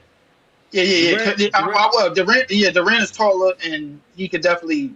His wingspan speaks for itself. He gets Right. shot off. He was one of the most versatile scorers in the history of this game, obviously. But if you're sitting here telling me that at the age of 18, 19, however old this kid is, has that in his game already before even stepping foot in the league, and it's a must that we get him, then we got to lose north of 55 games then to at least increase those chances. Absolutely, it is what it is. Yeah. That's the way this whole thing works. And if you have an opportunity, like this is not a regular draft. I can't express that enough. This draft has talent up in like for instance, we've never talked about Trey Johnson. Trey Johnson is ill too. Like the kid out of Texas. Right. He's incredible. And we don't even talk about him. We don't even talk about I watch him kill professional players in pro-am games, like, and I don't think we've ever mentioned him of all the players that we talk about up and down the draft. And that's how deep this draft is. But Ace is different. Ace is gonna be 6'11". He has a jumper. He has a post game. I mean, it's right there on film in 4K for you to see it. Like He plays man. good defense. And that's another thing. He stayed chase down blocking. He's a He weak played side defense. blocker, not a point of attack type of blocker. He's not Right. Rudy Gobert, but So weak side defense. Weak weak side. side Yeah. defense. Yeah. He played weak side defense. Yeah. They say. I mean, look, I put it to you this way, bro. Listen, if defensively he's at least a step over Kevin Durant, I'm taking it. Oh, like Kevin Durant like could still block a shot. Like he could still give you some type of shot blocking and rim protection. he's not the rebounder that Kevin Durant is. Kevin Durant is led the NCAA's in rebounding as well as scoring. And yes, he did. You know what I'm saying? I don't know if Ace is going to be able to do that, especially because he's going to be playing with Dylan. But the thing is, it's not how many wins they get. Like this season doesn't even matter. Just look at the skill set. The skill set is what fucks your head up because he's so tall and he's so athletic. He usually guys like that don't develop skill set until later. Right. Like he's compared to Tracy McGrady, and I promise you, Tracy McGrady didn't have this game. Tracy McGrady had to develop into what he had to develop that at the age of 20 something, like when he got to Orlando. Like right. He started to scratch the surface his last year in Toronto, but I remember when people was like whispering like, "Yo, is this dude a bust?" And then he just took off. But this kid is more skilled and has a better jumper going, at 18. I mean, he shoots 40%.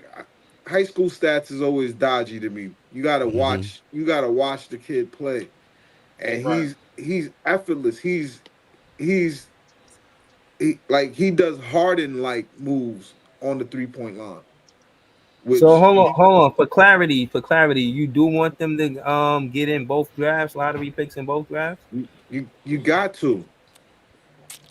You got to. Okay. Everybody, hold on. I just want to know if all the Nets fans feel like that. No disrespect on J76. We still gonna go see you. You laugh. We talking hoops. We good.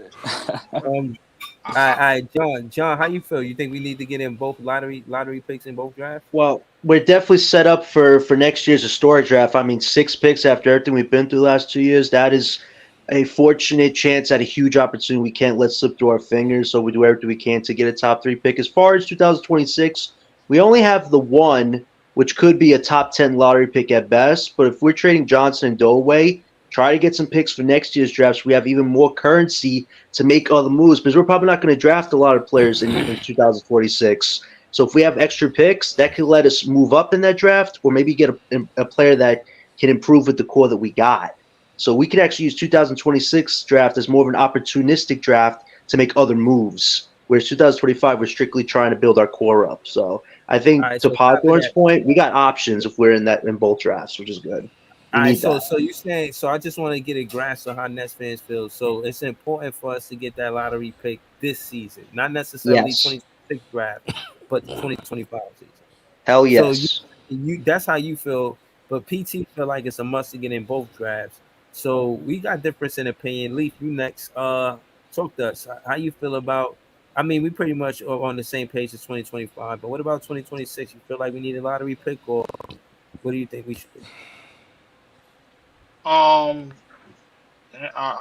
don't mind if I'm not losing sleep if we do get a lottery pick in that, because we was all set that this was going to take at least 2 years for us to get back to 500. I think most of us was. I don't know if all of us was. I'm kind of paraphrasing, but if we do end up with 2 top 3 picks, that'll be basically kind of what Boston did. But the thing about it, Boston was competing when they did the shit that they did. So when they got Tatum and Brown at respectively both at number 3, they managed to turn them into a duo and have them on short money for such a long time, and then obviously it ended up in a championship. But the reality is that we've been giving up top 3 picks, but for I don't know how many goddamn years. Like Tatum, Brown, Reed, Shepard, bro. Like what the fuck? Like it's time for us to get some shit.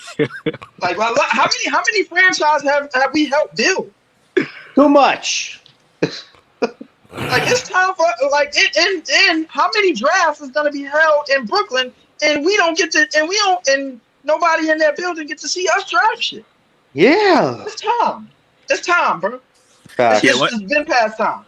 Yeah, We paid hella more taxes than the Philadelphia 76ers, who tanked their way to getting goddamn Joel Embiid. So my thing is, bro, it's way past time for us to get some shit. Yo, I want 3 or 4 picks. Fuck that. Wait, when the last time Brooklyn had a first overall pick? 2010, I think it was, right? 2000. Yeah, but I think we had the 3rd pick too in the 2010 draft. I think for somebody, I forgot his name. Favors? Yeah, that was the last pick we had in the lottery. Now I'm talking about first overall pick. So. Okay. Nah, that's 2025 years ago. Yeah, it's been a minute. Yeah, it has been a minute. Meanwhile, y'all had back-to-back first round picks in 1 and 2 drafts. And those drafts went Sixers, Lakers, Celtics in both of those drafts. That Jason Tatum and Jaylen Brown was picking. I believe the NBA wants Ace Bailey in Brooklyn. I think so too. He's a Jersey boy. So he fits. He's in the local area. Yeah, that'll fit. Not to cut y'all off, but I'm told that Dylan Harper has the highest IQ. How true is that? He's the only point guard prospect in that draft that has a high level of IQ as a point guard. So yeah, he's got a case there. No, does he have the highest IQ out of everybody in the draft? Yeah. At the 1. He's a true point guard. When I see them, I mean, they're exhibition games like McDonald's All-Americans, the Jordan Brand joint. I watched every single one of them from beginning to end. And when they're like in those like not tournaments, like all-star type games, he's been the most impressive. He scores the most. He dominates those games. But I also think he's the most developed at his position. So he's always being guarded by someone 5'11", 6'2". He's 6'6". He's a legit 6'6", not a fake Spencer Dinwiddie's 6'6". He's 6'6" with shoes off. He's not the face of Spencer Dinwiddie. I'm mad that had to get thrown up in there. Yo, he's like that, yo. So Dylan has the highest IQ. You could tell his father was a pro. You could tell his brother was a pro. The thing I don't like about Dylan, and the reason why Dylan is not the reason why everyone's not saying Dylan is the number one overall pick is because he's not super athletic. He gets wherever he Ooh. wants to go, but he's not jump out the gym, phenomenally athletic. If he was 6'9", he could be of that at that speed without critique, but that's the challenge. But like I said, when they all play each other, he looks the most. He looks easily, and he's a leader. That's another thing. He's vocal. He's a leader. He's assertive. He talks his shit. Yeah. Nah, he'd be awesome still. Like if we ended up with him again, like you you've rebuilt the team if you end up with Dylan Harper and then you get another player out of the 3 draft picks that you have. If you could come out the draft with two, two guaranteed top 3 picks out of each draft. That right. would be something else, man. You basically the rebuild is like somewhat complete, and then we could go on and start, building the team in the little pieces here and there. That's basically what you're saying. Yeah. Yeah. And you have all the cap space in the Y'all niggas world. crazy. Whoa, easy. Yeah. What's going on, bro? Hold up, wait, So, hold up, wait, what, hold up, wait. Hold on, wait, time out. I got a lot of background noise. My fault for that. I got a lot of background shit going on right now, but y'all niggas Nah, crazy. what up though? Easy, you good? Good. why you say that? I want to hear that. For one, you said so. All right, let me get this straight. So I gotta ask a question. Are you saying we gonna pull from the top 10 2 times? Is that what you're saying? No. He's saying that the plan is to pull from the top 3 twice. What? 2 times, but in 2025 and 2026. 26, yeah. That's the plan. So let me ask this question. 3 twice. Let me ask this question. What if you draft a nigga and it takes 5 years for the nigga to develop? What then? And when he does develop, he still has to go through the trials and tribulations of the league. Yeah, it's a possibility. We see the formula. The formula is OKC. You Stop get using you OKC get for God's sake, why? bro. That's because they came from Seattle model, and they came with a superstar, bro. No, I'm not even talking about. Listen, they still had the organization still had to draft him. You draft the opportunity you have based on the players that are available. You have an opportunity just that is in your control. You decide whether you win or lose. You decide. So now and especially in 2025, they're drafting their future superstar. He's going to start. He's going to make mistakes, and they're going to lose a lot of games because they're going to be young. They'll probably be starting 2 rookies come 2025. Excuse me, come 2026. Yeah, 2026 season, right? Uh-huh. They'll probably. I mean, but technically, they'll be starting a sophomore and a rookie. I guess if you want to say it that way, because we get a first start. The process PT is talking about is drafting a player in this upcoming draft. That's number 1.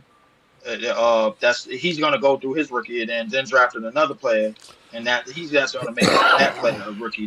So we're going to have a sophomore and a rookie. Basically, kind of how I'm talking Tatum about and Brown was. I'm talking about the in between year. The year that the 2025 2026, that year you're gonna be led by a rookie. You're gonna be led by a 19-year-old. And all of the bumps, all of the bruises, all of the, you're gonna let that happen because guess what? If you could come away from next year's draft, right? You don't need the number 1 overall back to back, but if you could come away from next year's draft with one of the Boozer kids, of course AJ DeBanza, and there's this other kid, man. His first name is Corey, I believe. He's a center. He reminds me of. He has some DeMarcus Cousins in him, but he's a much better shooter. So PT, I'm gonna ask you this: how important is a lot of these? When you mention a lot of these draft picks and these future kids, when we talk about Ace, who you said that it's a must that we draft him and then you talked about the other kids in the 2026 draft. How important is their demeanor to having to deal with the tri-state area? I think they're perfect for it because these are 2-parent home solid kids in the top of the draft too. Like it's like no disrespect, a player that I love and admire, and I went to his games and when he was a high school player. So, but if Lance Stevenson played for the Knicks and the Nets, that would not be good. He's good Right. when you put him in Indiana in them type of situation. These players, even VJ Edgecombe, these are good private school, parents played sports too, kids. So the wild So card is, so do so they you would want it? say they have like the same kind of demeanor to deal with the tri-state area, kind of like Brunson. Yeah, Brunson's a great example. Yeah, that type of kid. With those type of fathers, like I mean, the cats who watched the Bulls back in the day, we know what Ron Harper's about, right? Like, you could imagine Right. having that dad, bring you through sports. You know what I'm saying? You remember how tenacious he was. He could Right. he could score, he could dunk, but he played his role. Not to That's a bring that. fact. That's a fact. Ron Harper was a bad dude back then. I ain't gonna lie to you. Yes, he was. Yeah, He was a bad man back then. He played point guard when that wasn't his position at all, but that's what the Bulls needed. Bulls needed him to do. Yeah. I mean, even back in his Cleveland years, bro. Like, I mean, a lot of people don't know about that in his Cleveland years, bro. Like, he was it, bro. Like, He was averaging 20. He was averaging a respectable 20, and then in the LA and the Clipper years before his leg went out, he was still giving money. So I mean, definitely for sure. And I think that what we definitely gonna see, we definitely gonna see a plight of NBA born kids coming into the league. It is what it is. Oh yeah. A lot of them, they come from NBA families already, and a lot of their their fathers was in the league before, and they're gonna come from that. And I think they're going to already have a retrospect of dealing with certain things in the league and how to deal with the media and how to deal with a lot of off-court shit and what not to fall for while they're in the league. You know what I'm saying? Which is going to be great. But dealing with certain cities, bro, I think that's a different dynamic. You know what I'm saying? When you're dealing with, no pun intended, a Philly, a New York, a Boston, or it's a whole lot different than dealing with Oklahoma City, and Denver, and shit like that. You know what I'm saying? Right, So like, I mean, it's y'all gonna be remember important to see. Karooks? Yeah. Hey, yo, true story. I ain't gonna lie. Yeah, he did get caught out there. True story. I delivered Uber to him twice, bro. He was out on Bond Street, not too far from Barclays. I delivered food to him twice. Somehow, some way, I ran into him in one of them night joints, bro. Like, I ain't gonna lie. Like, the same season that he got drafted, one of them night joints, I was like, yo, didn't I deliver food to you earlier? It's like, yo, he didn't know what he was doing or nothing, bro. He was 19 years old. Somehow I got in the club, man. I'm like, yo, this kid 19 years old, he got in the club. He's like, yo, bro, he played for the Nets, bro. Like, come on, man. I mean, he like a good 6'9", Won't let him in. You won't let him spur something. The John that pressed charges against him was 37. Yeah. He wasn't ready. He wasn't. He wasn't ready for that. He wasn't ready. He got lined up something. He got lined up something smooth. I probably know who she is too, bro. Like, I ain't gonna lie. Like, he got lined up something smooth. I probably know who she is. Not even looking at the story, but I think what PT is getting at, the moral of the story is that you gotta understand how to deal with certain cities in certain areas before like those situations actually come up. And the best people in your ear to talk to get you prepared for that is your NBA father. Yeah. 9 times out of 10. That's why Ace Bailey fits the mold to come here. I think he does. I think he does, and definitely. Now, as far as the 2026 players that PT talked about, I don't know. He did talk to me. He did tell me about AJ, the kid AJ, and the other kid. I'll probably look up soon, but I just want to see how, like, you could tell by their demeanor and if they ready to deal with a major NBA city. Right. That's what And we're gonna see it. We're gonna see it in college. College always gives you a little sneak peek of what they're gonna Right. do. But Right. but bigger than that, what I want y'all to understand is it's not just the draft picks. It's the fact that they're gonna have 90 mil in cap space. Right, that's gonna be the killer. Right? They're Yeah. gonna have to get to the floor next year, but they'll probably sign somebody like they'll pay Cam Thomas That, and that's just to, that's extension money, bro. Most of that is extension money. I can Right. see you so that, but that's that's because how that's how they'll get to the floor. And yeah, then but like PT, I think we done took ourselves out of the business of getting big time free agents, like oh with no, the they trajectory No, that we're I don't on. think they so. they're always gonna be in that At business least for because we now, we play but in New no, Oh, no, York. for because the now. thing is, for now, like the trajectory of the Oh, for team now, is yeah. But 20 I is mean, between Not the ages of 19 and 25. but Like they're what gonna big time no, free but agency? they're gonna get back in it. They're gonna get back in it. They have no choice, man. That's the way the league is. it's You either have to gonna be spend a money. trade. It's either gonna be a I mean, Right. yeah, you trade definitely got to spend money, but you can spend money or on your free talent. agent. You can Well, spend Right. money on your on like you don't Not have on to your do it rookies. Not on indefinitely. your blue chips. Yo, Right. No, no, not on the blue chips well, already. But the Ah. thing is, the 3 year players. Notice that the 3 year players are starting to get their big contracts right off the rip. They rookie scale max deals. You got Scotty Barnes that got 270 for 5 years. That's a rookie max. You Bl- got he Evan proved it. Mobley.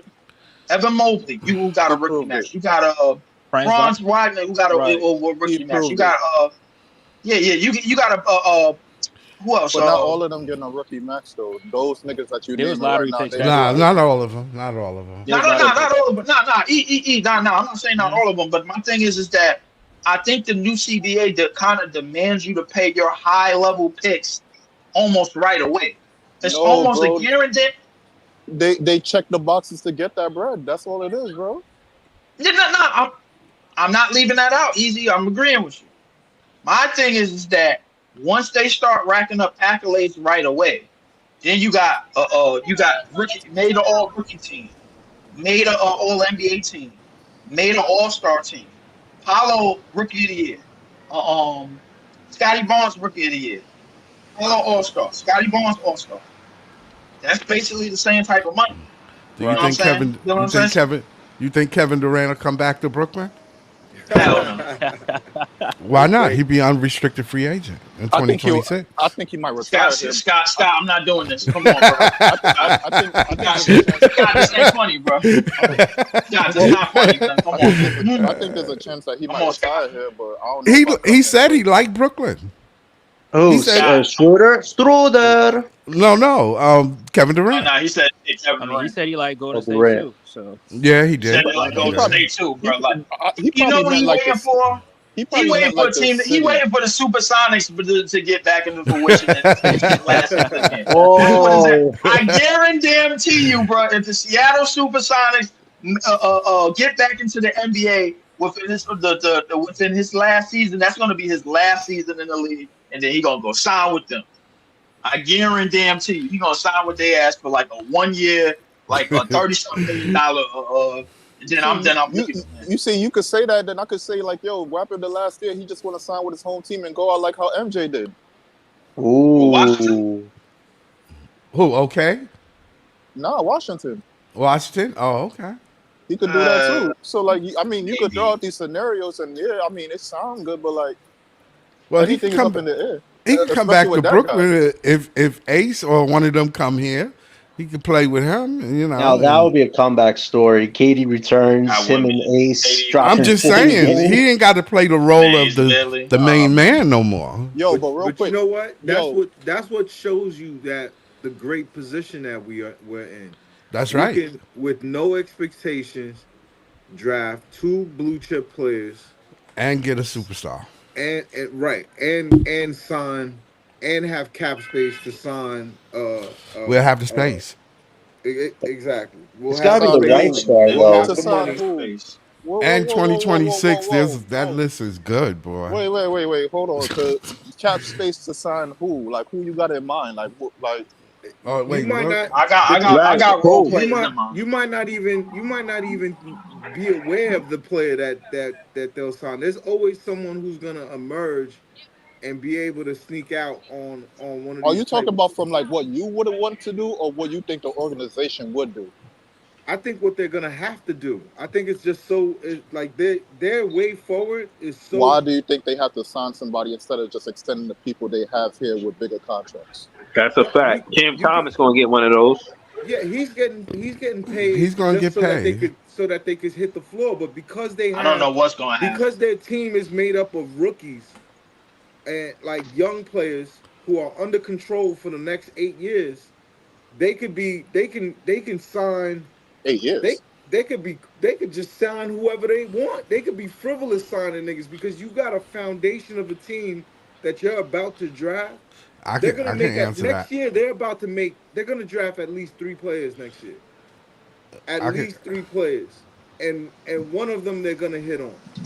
That's highly likely. That's highly likely. I'm not even talking about. I'm not even having a they have to hit with the other pick. They have no choice. They have to have at least a top That, three that player that's with a the lot of first pick. PT. That's a lot of optimism right there. Because as much as Th- we've been hitting as lately, we can it's like the odds gonna have to even out sooner or later. You can't just always hit. Even Presti didn't hit We've been all the hitting on time. mid level pick. We've been hitting on middle of the pack draft picks. That's For what So we've too been hitting long. No, for what too they wait, wait, have long. to wait, wait, wait, do. wait, wait. Hold on. So what you think the picks that we getting from the Bucks, the Knicks, and the Houston Phoenix thing? Where you think they landed? Top I don't know. 20. Like This year, they'll be the all top over 20. the they'll be Ain't all that middle over of the the pack? they'll be all over the Yeah, twenties. yeah, that's Yeah. been where we've been drafting from. That's been Yeah, Cam it's time to Thomas. move up. That's been But Leaf, Clown. but Leaf, That's I'm been saying that. But Leaf, hear what I'm saying real quick. I'm saying the odds could even out. Yeah, you can't always hit. Even Presti, we've been talking about him, but he didn't always hit. What I'm saying is the odds might even out, and you might think you picked somebody good, but it just don't work out in the A. No, So we I'm can't just automatically just say like, yeah, we've been hitting on the mid-level picks. We're gonna easy. continue The way hitting. I'm looking at it is I'm the not. way I'm looking at The it. They're reason why I'm Hold building on, saying hold on, that y'all, is yeah, y'all go because go, ahead. they y'all go, Hold, man. hold on, I hold on. got no. Let me finish. Easy. Check this out. The reason why I'm confident is because of the sheer amount of picks that they have. Like a fool could pick 3 times and hit once. You understand what I'm saying? They have to tank this year. They have to have the most lottery balls and be guaranteed a top 3 oh, pick. my bad. Because if you walk away with Dylan, What happened? oh, can y'all hear me? Yeah, I can Yeah. hear you, Popcorn. Yeah, Go ahead, PT. I'm on mute. Go ahead. we have to walk away with either Dylan, um, Ace, or Cooper with the top 3 picks, right? And I'm saying they still could end up with VJ Edgecombe. What They could makes you trade say we're gonna down have if a? they wanted to and still get a superstar Why are you in so the top confident that we're gonna get a top 3 pick? because that's something they can control. They can suck. Right. But They at the end of the day, it's lottery balls, if though. you are the worst team in the NBA next year, which they can control, you are getting a top 3 pick. So let me use this example real quick. Detroit been the worst team a few years before, and they religiously got the 5th pick. So at the end of the day, I hear what you're saying. I'm not saying you're wrong, PT. But right No, no. now, when you say when we in control, I hear you on that. You're not wrong on that. But at the end of the day, we control lottery balls that still have a percentage chance. So it's not like what we do, we're guaranteed to get a top 3 pick. Easy. We're It's good you guaranteed to put ourselves in that position to get that top 3 pick. Easy. Possibly. It's good. It's good you brought up Detroit, but the thing is, they kind of screwed their own organization. They were supposed to get veteran players to surround with Cade, Jaden, and the other young guys, and they never did. They only got like Joe Harris, so they kind of did themselves a disservice, and they landed somewhere in the middle of the lottery. They wanted to get better, and they chose not to. And that's why the whole organization had a whole destroying of their previous management just because they all had Let, different let, ideas and they couldn't click. let me That's say why this they real quick, John. bottomed. Let me say this real quick, John. If Detroit prioritized getting better shooters, reliable shooters around in Detroit, you'll see a different team. But go ahead, That's what they Buffalo. should have done. They should have done a year ago, and they didn't. That's the problem. Yeah, but like you notice if the players, especially the veterans and the superstars, they pretty much pick where they want to go. Right. When they Who don't the want to go to hell want to Detroit. go to Detroit, man? Yeah, Tobias Harris only went there because they gave him more Who $50 want to go to million. Detroit? What superstar want to go to Detroit? I'm not saying that there's no market there. What I'm saying is there's a difference. Nobody want to live there. There's a difference. If you win one title in Detroit, you will be a superstar in Detroit. True. And that's the You thing win that one we title in underestimate. California or New York, you're a god. Ooh. I agree with you. Yo, like, frame that if quote, You're a god man. because the marketing would be so good. You make so much money just not even playing ball. So that's why these players Kyrie don't. was killing in money. Like, he fucked up a lot of money. They painted a whole entire building across the street from Barclays Center of Kyrie Irving. Like, Nike loves having stars in New York City. Of They course. take off just because it's not even because of the fan base. It's just because of the size of the population and the fact that the city is a tourist attracting city. Like, it's transactional. You know what I'm saying? Well, like that Kyrie thing is. Yeah, but that's why we need to be careful when we hit on these I future don't need stars. to go. For That's a one whole thing, we nother need story. a structure and an organization. We can't have stars coming to the Nets and trying to run the team, and the management does nothing about it, and they just let things dishevel like they did. We The need Kyrie stars that are thing going to was buy different. into the system, buy into the coaching staff, and actually want to represent the culture, be involved with the fan base. We can't go Yeah. back to where we were with the big three, because if those guys would have worked on the outside stuff with this team, there wouldn't have been that toxicity, and that was Let me the ask you this, problem. John. They try to keep throwing it on the damn rug. Let me Like, ask you we this. have a chance to not only restructure this organization, get a top 1 or 2 pick in the next 2 years, and then you recruit a star and some great vets, and we are cooking. We are rolling. This new era actually has a structure and a belief to go farther than what this big three thought we can do. John, let me ask you this. Let me ask you this, Mhm. right? Let's talk a hypothetical. I'm gonna put a hypothetical out there, right? All right. Let's just say for some reason, like 2 years from now, Giannis joins his team, right? Cool. But Yeah, because he's an unrestricted free agent in 2026. Right. That's a good point. all right. Let's just say he joins his team. You already know what he could do, right? He still could do it. He's still a top nigga in the league. He comes to the team and he make demands. You're not going to acquiesce on him? If you're talking about his brother, I don't think we're going to bring his brother here. But if you're talking about players he's connected with, he that's a gets different what he story. wants. I Giannis mean, gets what he wants. Giannis, I'll bring his brother here if he take a little less than max. Listen, I know Giannis gets a mixed opinion from people who think he's a bit of a hothead, but he's a competitor. And if you have the right pieces around him, like he did with the Bucks, we had a good defender in Drew, we had a good secondary scorer in Chris Middleton. Those are the pieces you need. We kind of have some pieces, but we get no. Because you looking at a different situation. Just look at the situation I'm presenting to you, right? Boom. Let's just say when the request, right? He want his brother here.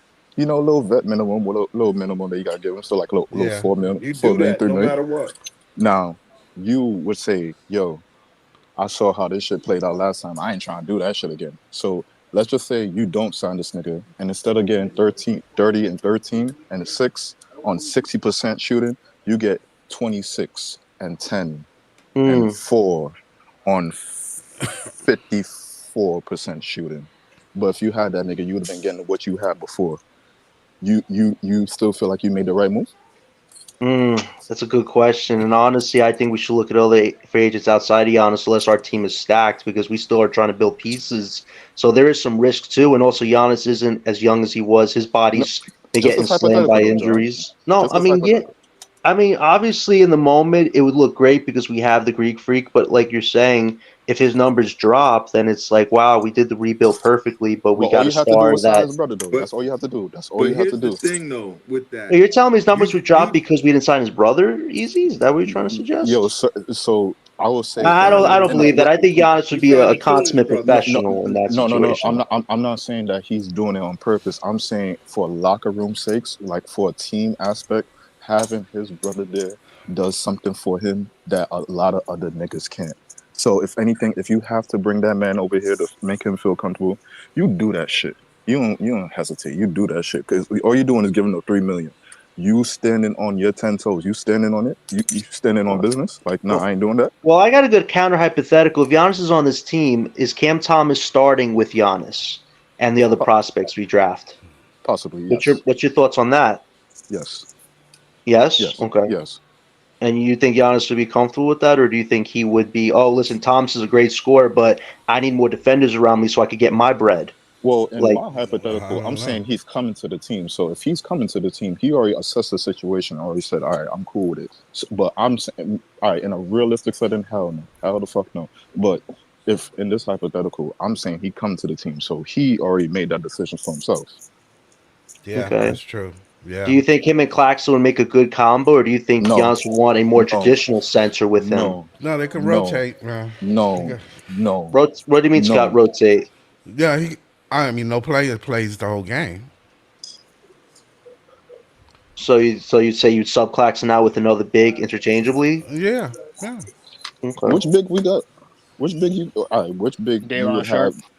I know Can you he fit with talking. Giannis? I know, Dredge? John, you was talking about like the starting five, but I mean, that's the thing we have to have a discussion on with Claxton and Thomas. As good as they are right now, if they don't get better at a certain point, these stars that come here, are they going to be comfortable with those two guys if they're where they are now?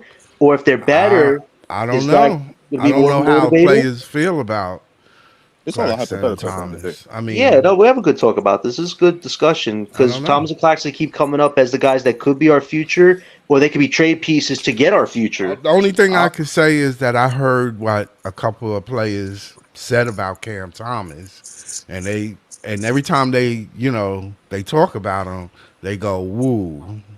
Right. You know what I'm saying?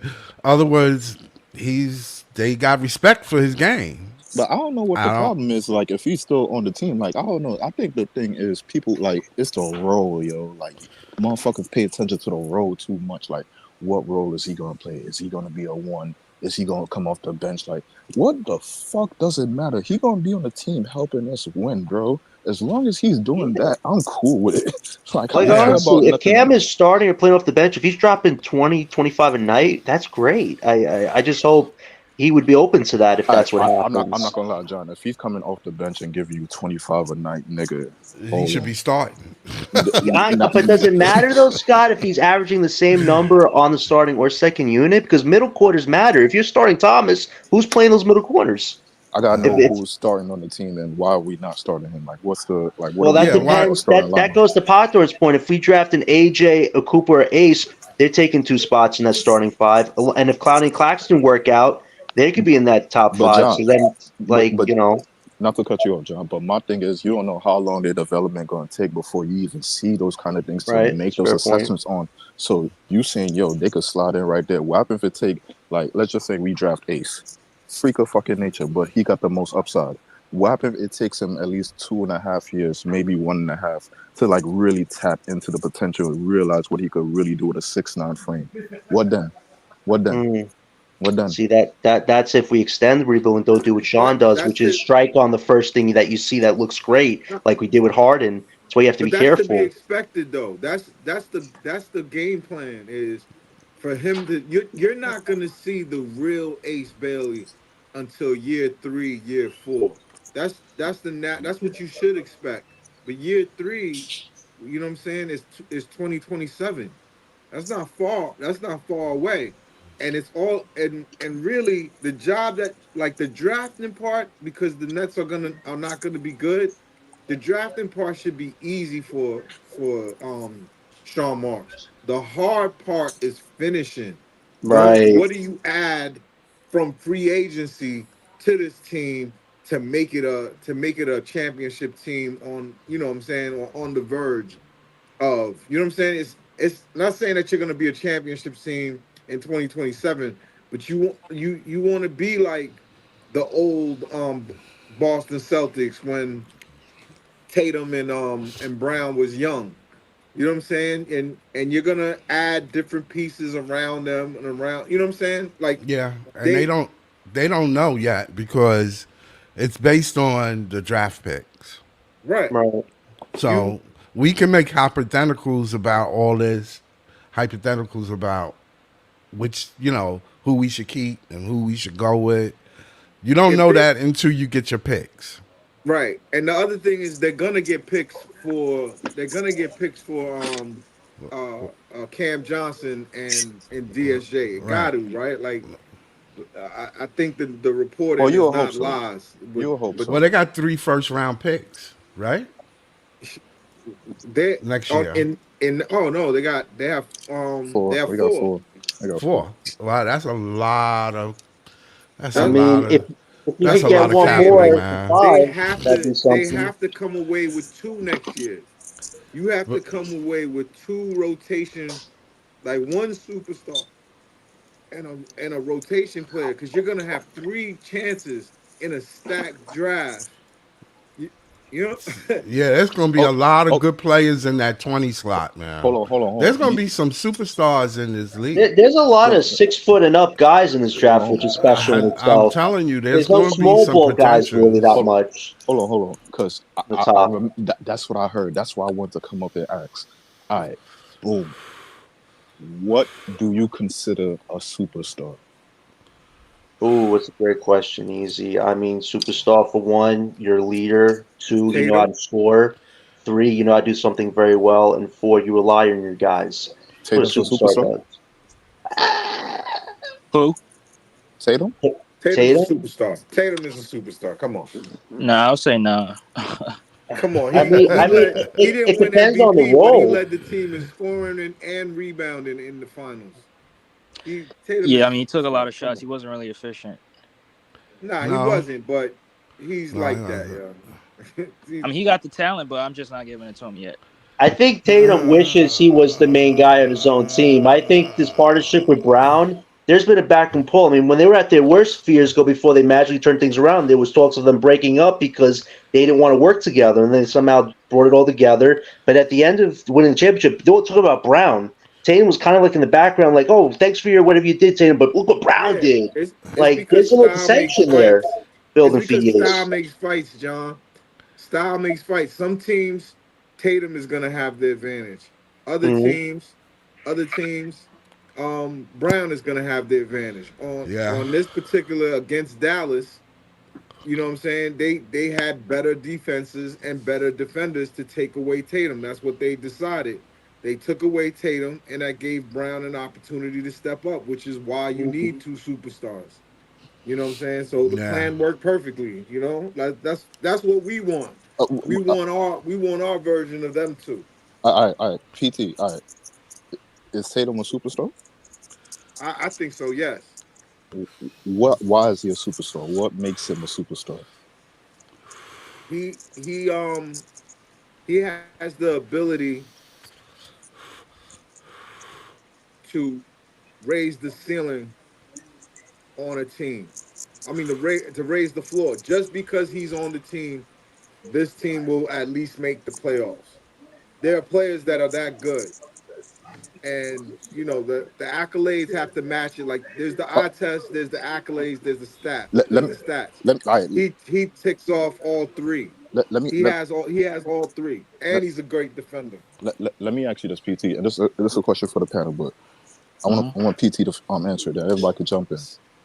Do you consider a player a superstar if he floor raises or ceiling raises?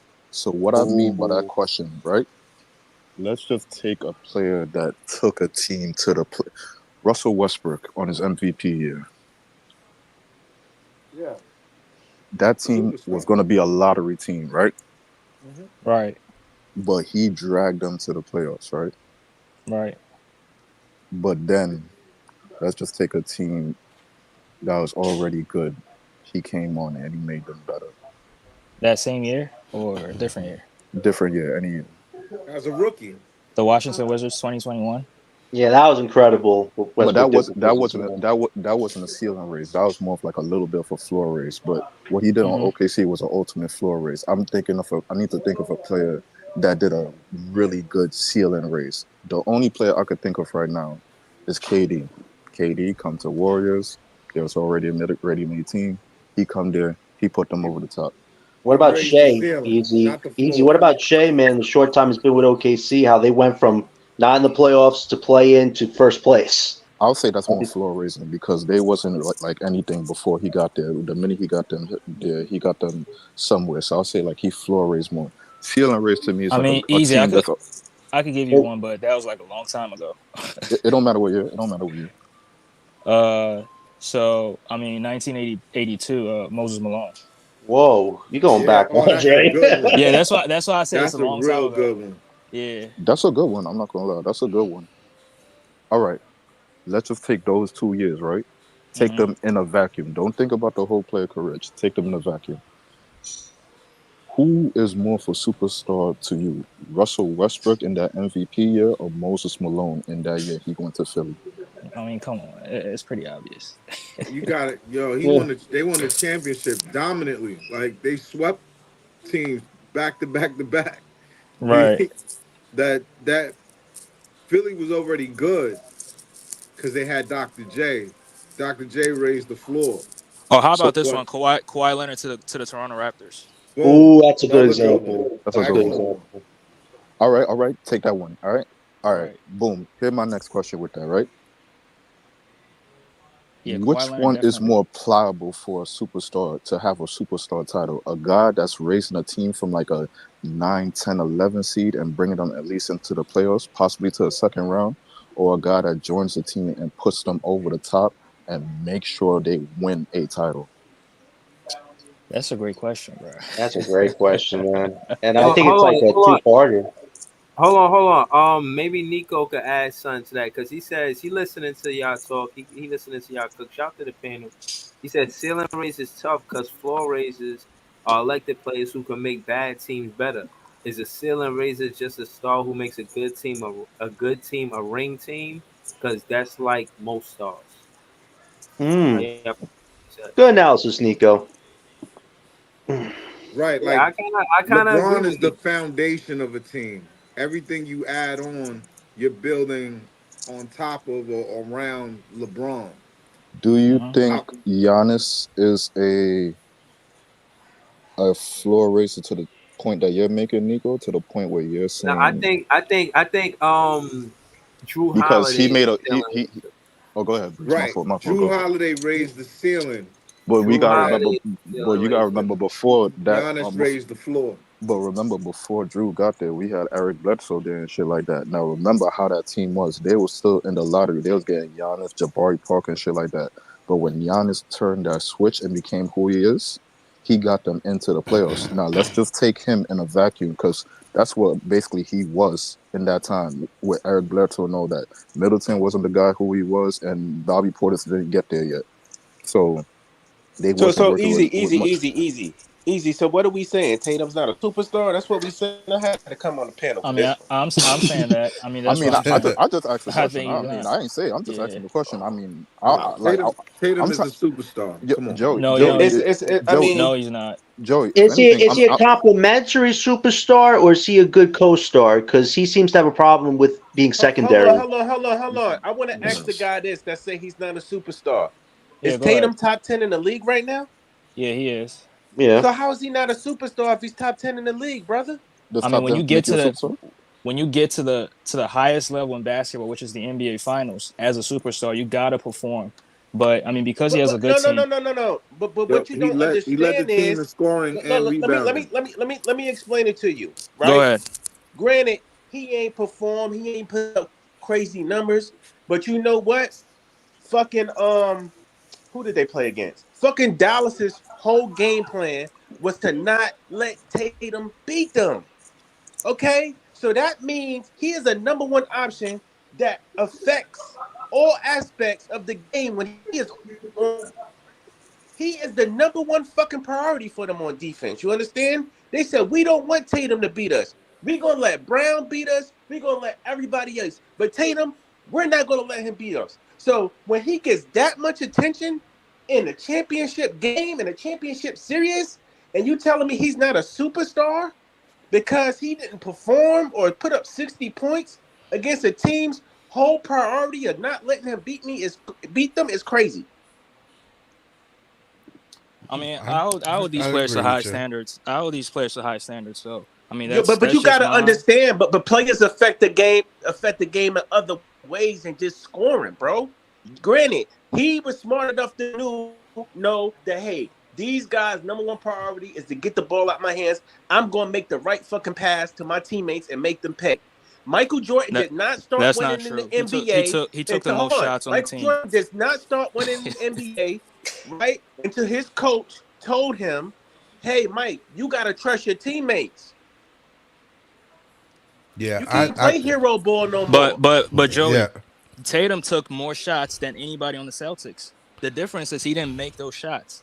Other players were making their shots. Derek White was making his shots. Drew Holiday was making his shots. Derek White was Jalen Brown. incredible, man. Yeah, Jalen Brown was making his shots. Tatum was not making his shots. And bro, we cannot lie. He had easy baskets around the rim. He was not making them. He had easy jumpers. He was not bro, he hasn't even made a jump shot Okay, in I'm his gonna give you Olympics. that, Listen, bro. I'm gonna give you. one. Hold on a second. I think you're missing the point that one, he played I'm power still not gonna say forward. the man not a superstar. He played power forward, and not only that, they keyed in on him.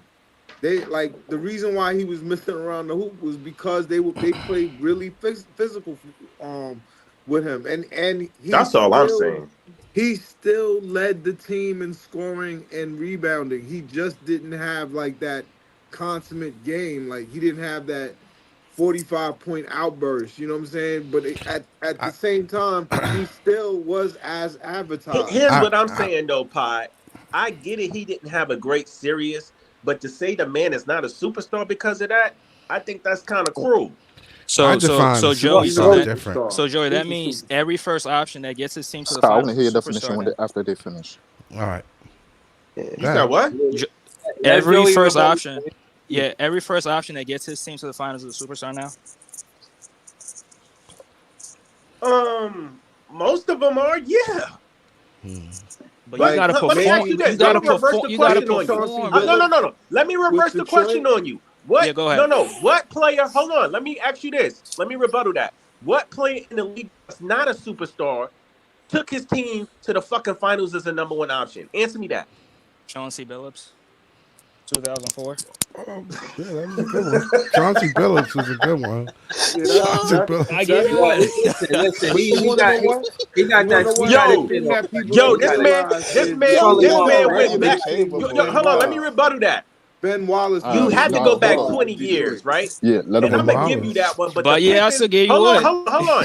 The Pistons was an overall. Can we not agree that the Pistons was an overall thoroughly oiled machine as a team? Hey, so I can't even really say Chauncey Billups was the number. No, he wasn't the number one option. He just played great at the one to lead team, but he wasn't the number one option. Was he even leading the Pistons in scoring? Yeah, some not. series he did. Some series Rip Hamilton did. So, yeah. So that one is a stretch. All right, what about Dwight Howard, 2009? Dwight Howard's a superstar. What about Jimmy Butler, man? Yeah. Yo, bro. So you telling me, right? So a lot of people like to try to shit on Dwight Howard, right? First of all, I get it. He's a cornball, but he should have been top 75, right? And in 2009, you trying to be funny, like old boy said, Dwight Howard was a superstar in the league then. I agree. All right, what about Devin Booker? Ooh. Is he a superstar? Devin Booker's not a... But he got to the finals, though. I don't know, man. It's getting tricky now. Listen. You know what? But see, I don't define superstar the way y'all do. Hold on. Yeah, two things. We're gonna go to Scott, but I'm gonna read this comment about Nico about superstar because I want to have this. I'm listening to this conversation. It's a good one. Nico says stars are stars. If in theory they should always show up or just give you decent production at a high level. I think ceiling races are more guys that aren't quite stars but consistently perform. But then he follows up. He ARSL. He says, I disagree with Joey BK. My fault. Let me put it on the screen. He said, I disagree with Joey BK. Superstar can lead team in pressure time. We've seen Tatum fall flat on his face during pressure time. Him scoring easy points don't say shit. We're gonna let Joey Facts. rebuttal that, and then we're gonna go to Scott. Go ahead, Joey. Okay, I'm gonna disagree with that, Adar, and I'm gonna say this. I think you could be a superstar, but just because you're a superstar, don't mean you got that clutch gene, right? You could be a superstar and not fall short of big games. Granted, I'm not trying to compare LeBron Can to you be a Tatum. superstar without the clutch gene? Hold on, let me finish, bro. My I'm fault, my not fault, my trying to fault. compare LeBron to Tatum, but LeBron got criticized a lot throughout his career for not being clutch. Is he not a superstar? That's But why. I we're not mean, we're not talking about Joey, how clutch. many times was Yeah, go ahead, Joey? Scott. How many times was LeBron in the finals though? Like almost a Yeah. decade. Yeah, that's true. But what I'm saying is he Almost a got criticized. decade. He's been criticized for not hitting the last shot, for giving up the ball So during Joey, that critical moments of the game. so I would What say you that's a say? double-edged sword. I'm gonna pass the ball to you, Scott, right now. Yeah. I would say that's a double-edged sword because as the times you could say he fell flat on his face, you could say he carried a team through it. Like, and the thing about it is he carried a team through it before he fell flat on his face. Like, remember what he did to Detroit and shit like that, and then like Celtics and shit like that. Like, he carried them through that first. So if that's Mm-hmm. happening first, he gets the leeway off rip because he did it first. So like, if he falter, you all right. The 011 was bad. 011 was bad, but then like Let me just say he this got one criticized last more. thing, guys. Go ahead. Go Let ahead. me just say this one last thing, Easy. You No got, superstar is fucking perfect. I think when we hear the word that's a fact. superstar, we automatically think they're perfect. Some superstars, hey, they may be fucking clutch, and some may not be clutch. Some may be good in other areas, and some may not be good in other areas. That don't mean they're not superstars, bro. You No, know, you some guys fall short in areas that other guys don't, and vice versa. no, you're right. I mean, I would just ask the question if are you a superstar without the clutch gene? But go ahead, Scott. Go ahead. Yeah, Yeah, you I can. Yeah. agree. You are. That's my I, Yeah, you point. I are. think Yeah. that being a And you? superstar properly has a lot to do with more than just basketball. It's your peers, what your peers think you are. Like when LeBron hit the floor when he came in the league, he was almost an instant superstar because the attention was his Right. everywhere he went. Every time he did anything he did, it was the attention. He was the man, and he did. Yes, sometimes he hit, sometimes he didn't. But winning a title takes a team. We know that. Exactly. Right. So what a superstar does on a good team is make his team players better. They make them Right. stars. Right. He makes stars around him because they're going to be clutch. And when you Mm. look at it, you be like, oh well, But Brown scored a lot of points. Well, the attention was on Tatum. Right. that was my point. But here, But let's It's get it let's get it JCK the right. superstar. It takes a team to Or win a was title. JCK the So superstar? that's gone. Another thing that makes it's like a twofold thing because the superstar also sells, and everybody go to see Tatum. I mean, we know Brown is better as a great player, but when you talk Boston, what's the word? Tatum. Yeah. Right. Tatum. here's my I thing, think it's right? the five Let's guys talk who could about drop Kawhi 30 He's a Leonard, points, right? Scott. superstar. That's When, what when, I when was I gonna think of I a say. mean, Yeah. superstar, during the season, I, Tatum was killing. right? I also think of a guy that you plug him in anywhere, and he's going to make an immediate impact. Is Kawhi Leonard not a superstar? Is he not, guys? He is a superstar. He used to Okay, be a you very He good plug Hold him. on, used hold to, on, hold superstar. on, hold on, hold on. If wait. When you he say used to like be a superstar. when you I mean, say he plug used to him be. in, I We mean, both used both to. agree. We have to be blunt here. what you mean like plug him in? Like the minute you draft him, he make an automatic impact, or like is No, that I'm what you're not saying? talking about. What I'm trying to say is you can drop him pretty much in any team, and he will pretty much affect what's going on around him on the Okay, floor, no okay, matter okay, who is on the floor Yes, with that's him. true. That's true. Yeah, that's okay. true. Yep. We agree there. That's what make you a superstar. Exactly. KD the They, same way. they can play LeBron the with same way. anybody. Luca the same way. But you gotta make your other As much players as I hate better. him, as Is much as Kyrie I a hate him, superstar? and somebody said That's Giannis key. ain't a superstar. That's nuts, Oren. Giannis is a superstar, and I hate the guy. Is Kyrie a superstar? Yes. No. Kyrie? No. Yes, he is. No. Nah. Come on. Are you Jordan. kidding Let's me? not do that. No. I don't know. Had a debate. No, I want him to go first. Explain to me why Kyrie's not a superstar. Because this Kyrie disrespect is blasphemy. Go ahead. That's coming from Joey, sir. Right, and I don't like Kyrie for what he did to the Nets, and I'm not going to say this nasty shit. But go ahead, explain. Well, what happened? Wait. What I missed? What I missed, Joe? Somebody said Kyrie not a superstar. Yeah, go ahead, now go they ahead, got to stand on it. Wait, hold up.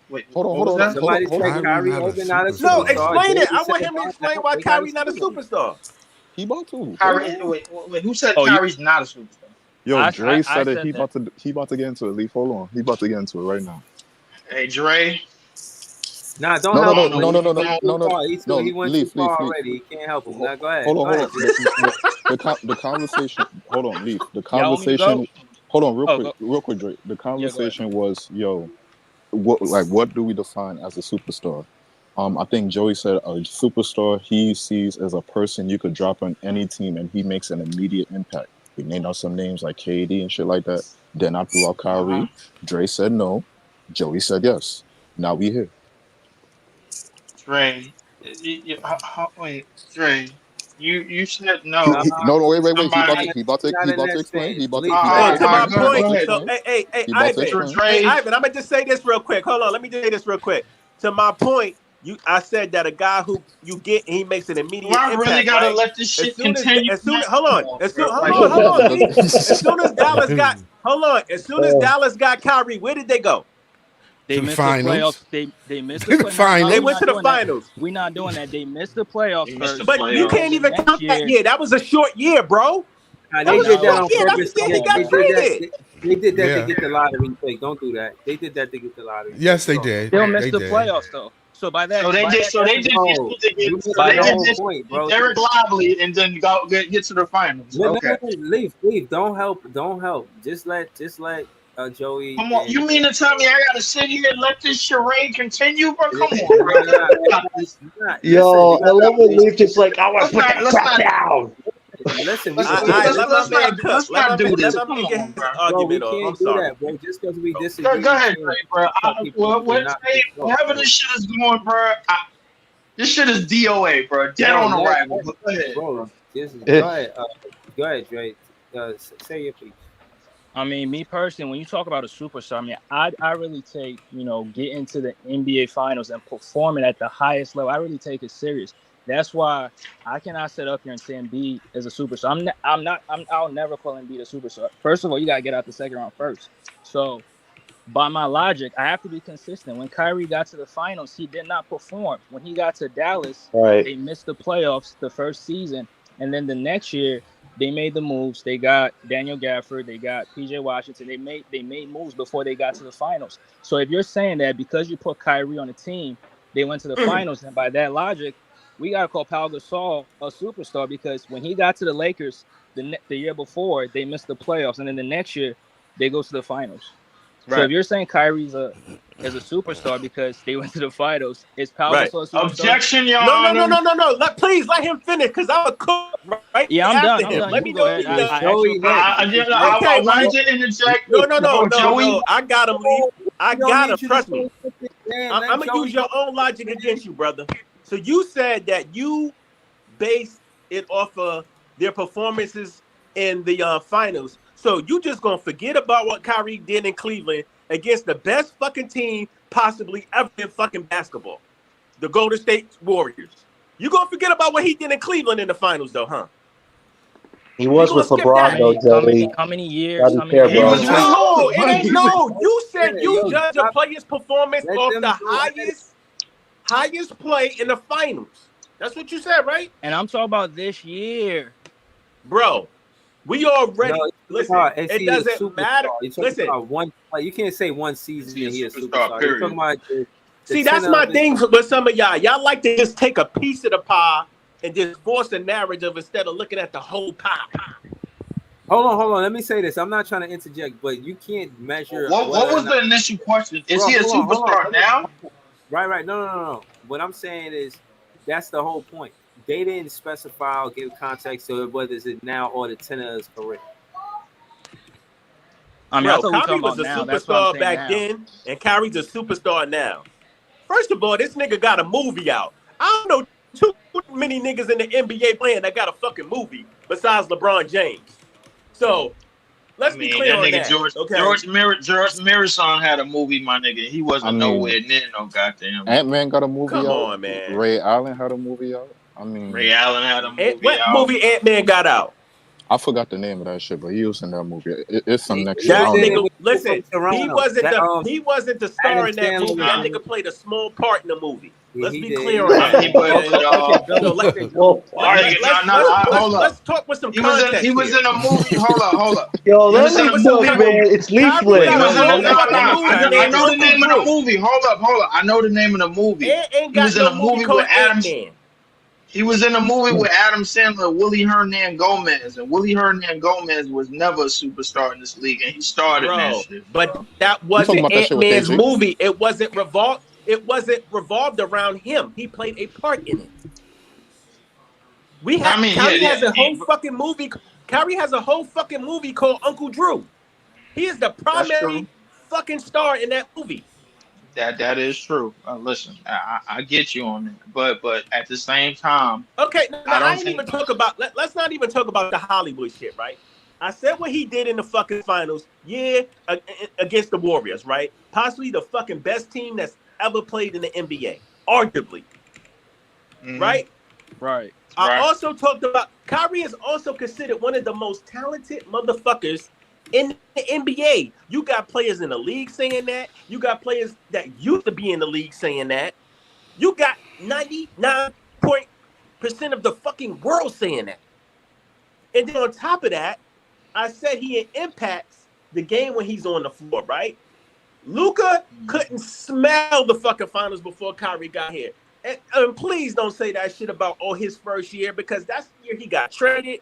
And he didn't even have a whole year with that team, and they weren't even fucking looking to be good anyway. So stop the cap. Luka did get to the finals, bro. But without LeBron, Kyrie couldn't even get out the second round. Cut it out. Ooh.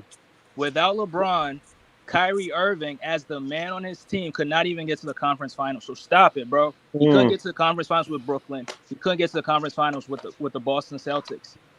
It take more than one superstar to get to the finals. And there are rare superstars that can carry a team by themselves. Come on, you need a team to get to the finals. But you're gonna give Kyrie all the credit this out, bro. for Dallas going to the finals. Bro. But now, go ahead. Now listen.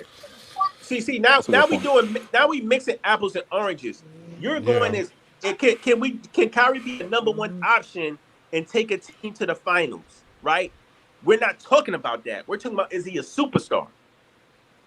No, he's not. But that's trying to have your cake and eat it too, Joey, to be fair. Wait, hold on. But before we keep on I think Dre is trying to create criteria. No.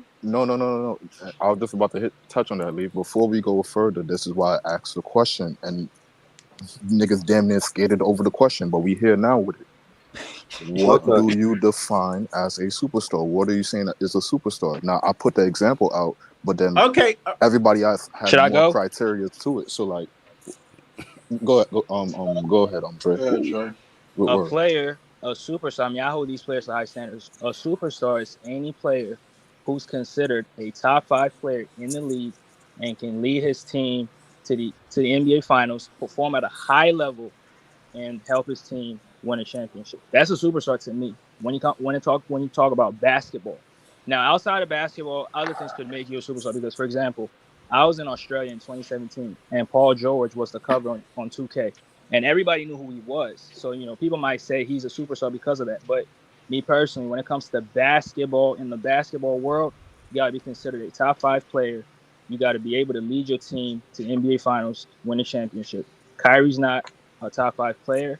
He can lead his team to a championship. So because of that, I cannot call him a superstar. That's my stance. So hold on. So do you think? Hold on. Do you think? So it's only 5 superstars in the league. Hold on. Do you think Embiid? It's only 5. I said Embiid is not a superstar. Oh, okay. I said that. That's what you. I like how you rep this stuff, listen, bro. All right. Is LeBron and Steph still a superstar to this day? Wow. Yes. Again, Yeah. bro. How They What in about is the what top is MVP? five. criteria? What is criteria? How about Kevin You know MVP? what? Durant, he's still a superstar to this day. Is KD a top 5 player? Do you consider him a top 5 player? Because I don't. He was. I mean, for a long So time he wait, wait, wait, was. wait. No, So no. Stop, Answer stop the at least. question. Is he a superstar or not? He's near top 10. Well, that's not a No, no. He superstar. no, said no, top no, no, five. no. Make him stand on what he said. He said you Yeah, got to let be him answer top the He five to question. said be a top five. superstar. Is KD a superstar or not? What your criteria? Is KD a superstar right now? What your Yeah. criteria? Yes. In terms of basketball, no. I'm not gonna call him a superstar. Stop answering the Oh. All question right, for I'm him, out. bro. Stop Oh, answering the question for him. You interesting. see Huh. that? Stop answering the Hey, question for the bro. man. Let him answer his own question. You see, he did not agree with y'all, my nigga. That's Yeah. why I said with his criteria, that means KD cannot be a superstar. He Right. said that, nigga. Exactly. Stop answering the question for him, bro. Let him stand on it. Yeah. I'm not a big fan of traps, bro. Like this shit gotta end. But that's his At some criteria for a That's what he superstar, feel. bro. That's what That's what that's he. his criteria for a superstar, bro. He not Yeah. throwing around that word lightly like that, bro. You can't be mad at that. No, that's what he said. I don't really like to The throw man down got that some high throw around standards. that He word got at some really, all. really high standards. I'm gonna just say this, bro. You got some really, really high standards. Yeah, you I gotta got hold some these high players. standards You gotta too, hold these players to but high I'm not standards, going. bro. But I'm not gonna negate everybody else's standards, bro, just because of it. Now I can, but I'm not going to. But however, Who would you saying that consider a Kevin superstar that doesn't have a ring right now? That you could consider top five or arguably top five. Luca, Yeah, Luca. Dre, do you that consider was Luca easy. a That super? was easy. Dre, do you consider Luca a Luca is a superstar? superstar. Come on. Do I Yeah, but consider Luca a but superstar? you giving He but my thing is you giving Luca grace, but he didn't get to the finals until Kyrie got there. The same nigga you bashing. Make It it make takes sense. It Right. takes a Scott Hold Summers. team. It takes on, Scott. hold on. Oh, go ahead, Breeze. My fault. Let's all finish. Let's all. I'm gonna ask easy question. Let's Mhm. all finish This is about to be the biggest answering. mix up in this Hold on, team's history. hold on. Can I finish, please? Okay, Yeah, let's go ahead. all Go ahead. easy. Let's all finish easy question. Y'all all answer in your own way what a superstar is, and then y'all describe one player that's a superstar. Now I'm gonna start. I'm gonna start with Nico's question. He says, Jalen Brunson. Now I think a superstar is a player that impacts winning, and he does that in dramatic fashion. And I say that because He's not a superstar he though. more times than not can play both sides of the ball, and he can win the game on the offensive side or the defensive side of the ball. I think that's what a superstar is. They don't necessarily have to. You can't make it contingent on success because, in my opinion, that's a team thing. It's one thing to have personal Okay. accolades. It's another thing to lead a team all the way to the finals and win it. So a superstar to me is a talented player that has winning qualities, that does impact winning on a plus minus, on stats sheets, all of that, and eye test, all of that. But they don't necessarily have to get their team to the finals. So I think Jordan was a superstar before he actually won it with the Bulls. I think he was. So Facts. Ooh, that's my opinion. Yeah. good take, If Breeze. That's a Can I nice can I example, bring up Breeze. another point that I I'll think go. we missing? We missing. So a but superstar, right? It's a difference between so we got stars and then we got superstars. Like somebody brought up Jalen Brunson. Jalen Brunson is a superstar. He is a star, right? Right. Somebody like um I would say Kyrie is a superstar. Listen, you I could want to go know what's the anywhere in this difference. world. Hold on. This is the difference. You could go anywhere in this world, they're gonna fucking know who Kyrie is. You go to China, they're gonna know who Kyrie is. You go there, they might not know who Jalen Brunson is. You feel what I'm saying? A superstar is known all over the fucking world, bro, for their play and their following.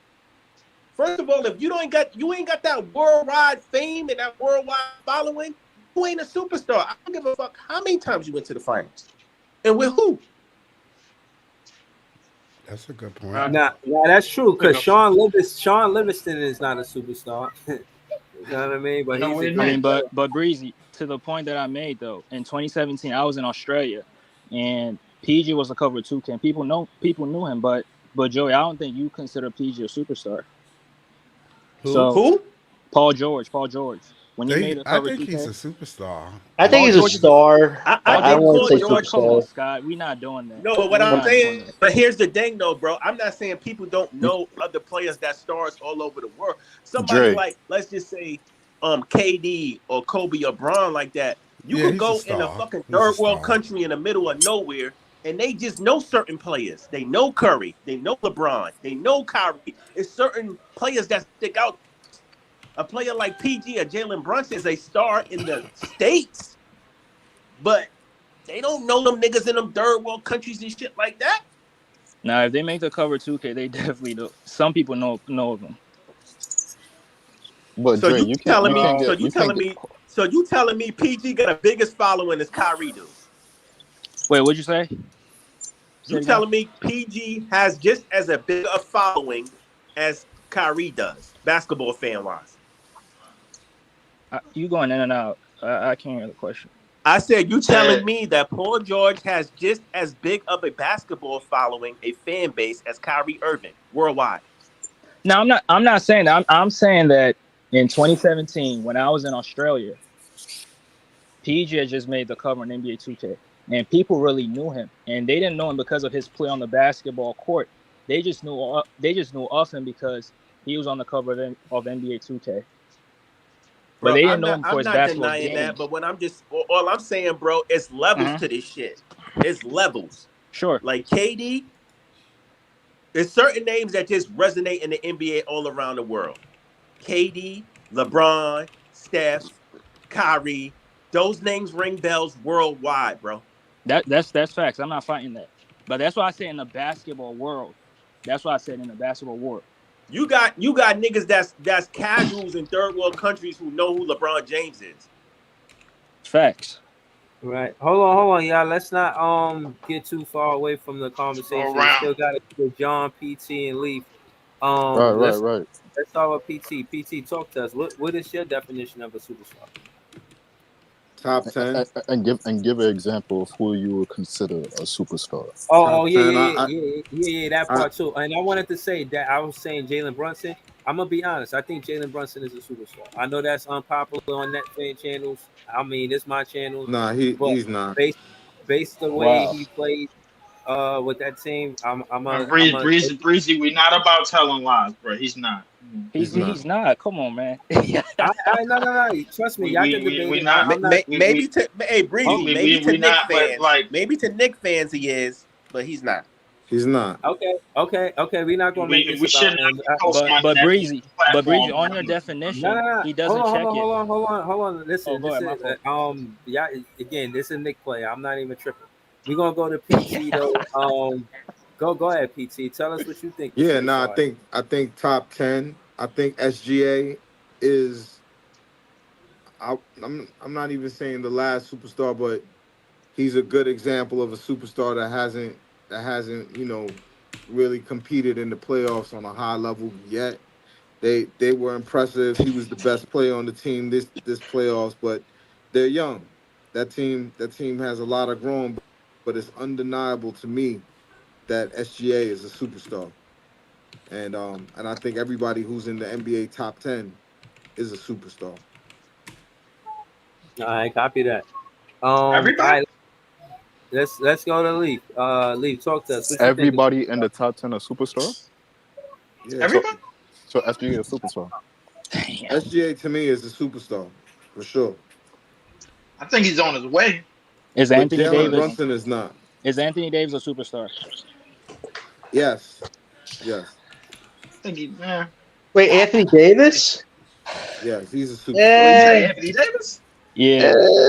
I mean, what about the seasons he was injury prone though? That wasn't really I mean, superstar. that doesn't I don't know. mean Like when to he me, to plays, me, he's that's like asking if Eli Manning is a Hall of Famer. You got to ponder the thought, bro. Like I ain't Right, gonna lie to you. ponder. no, That's a good that's word. different. Like Manning doesn't have the dominating stats that Anthony There's Davis. a Like lot of Anthony people in the Hall Davis of is Fame that don't. PT.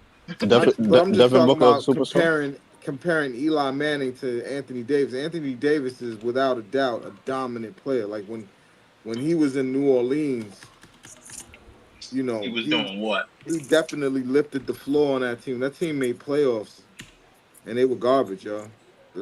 and made the playoffs. Yeah, but I think it takes a little bit more than that. We not, Right. that's all. And, Thank and, you. and I think SGA ain't no superstar. He's a young star in the league. He ain't no Yeah, he's on his superstar. way. He's on his way. I'll Was say he that. first team All NBA? He was. Yes. Yeah, Is he Wemby still a got to put Come some. superstar? on, guys. That's cool and all, pie, but he still got to put some more work in. Right. Yeah, he Right. do. Is But Wemby a he superstar?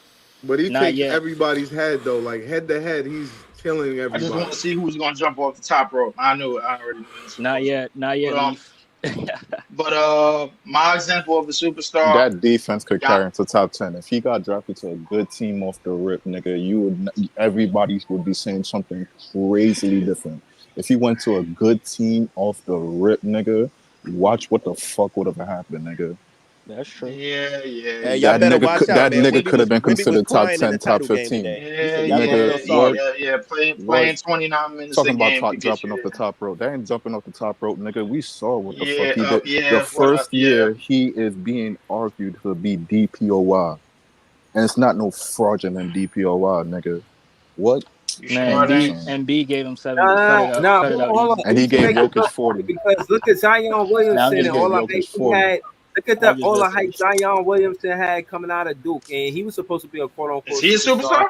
No, he's No, not. No, he's not. no, He's a young star. He's a young he star in the had that league. Young hype. star is the best way to describe him. He's not a superstar, but How about Wimby would John have Morant? been. Is he a Hold superstar? on, hold on. He's on his He Wimby could way. have been a matches some of that superstar. hype. Listen, John Moran a hood star. Know what I'm saying? Oh, fuck. That's a John fact. Moran is a Hey, but let superstar. Leaf, Come on, Leaf. I guys. want to That's hear. a I want fact. to Let hear him your cook. Let him criteria, cook. Leaf. That's a fact. It's my turn. Oh, Yeah. Yeah, go ahead, superstar to Leaf. me. So what you think is a superstar, and give an example of who you consider a superstar in your example. In your example, bro. Think a superstar. I don't really have no definition for a superstar because I don't really use the term a lot. I'm gonna just say who I think it is to me is Giannis. Mm-hmm. I think what he's been able to do, even in this decade where he's been like hitting the injury bug in the postseason, bro. What he's been able to do and how he's been able to lift the floor on his team, to me is definitely it's definitely beyond scratching the surface of what a superstar should be on both offense and defense. Not to get too much into the play of a superstar, but you got to lift your team to that type of heights. If you want to make claim to that moniker. I mean, but I don't really use the superstar claim at all. That's not something that I say too much. Too much. If people listen to what I say, bro, like you don't never really hear me use the term superstar. But if I had to use the term, I just got one simple answer: Giannis. Facts. Good example, man. Giannis is a All superstar for right, sure. I'm gonna do my example real quick.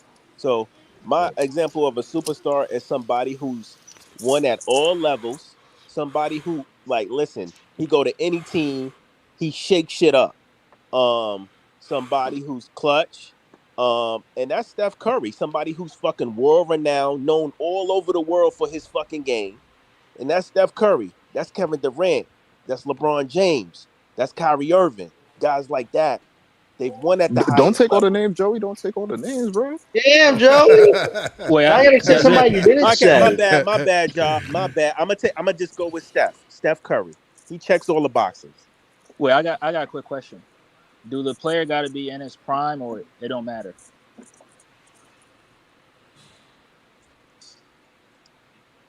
I don't think No, it matters. it don't. It don't You could matter. be at any point in your career. I mean, LeBron not in his prime. He's still a superstar, right? It was players that were superstars early, but Tim Duncan was a superstar after his second LeBron year in is the league. arguably a top 2, top 1, top 3 player. His prime and what separates him from the pack is his prime is almost everlasting.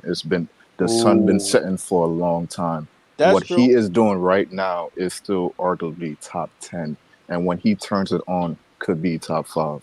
But easy. But We that's gotta what we put saying though. LeBron in That's a the different argument category. about What superstar. no, Can we say the same? We can say the easy. same thing about KD. I could go into detail and say what he's doing right now. He's figured out how to look good while his team is in the shit.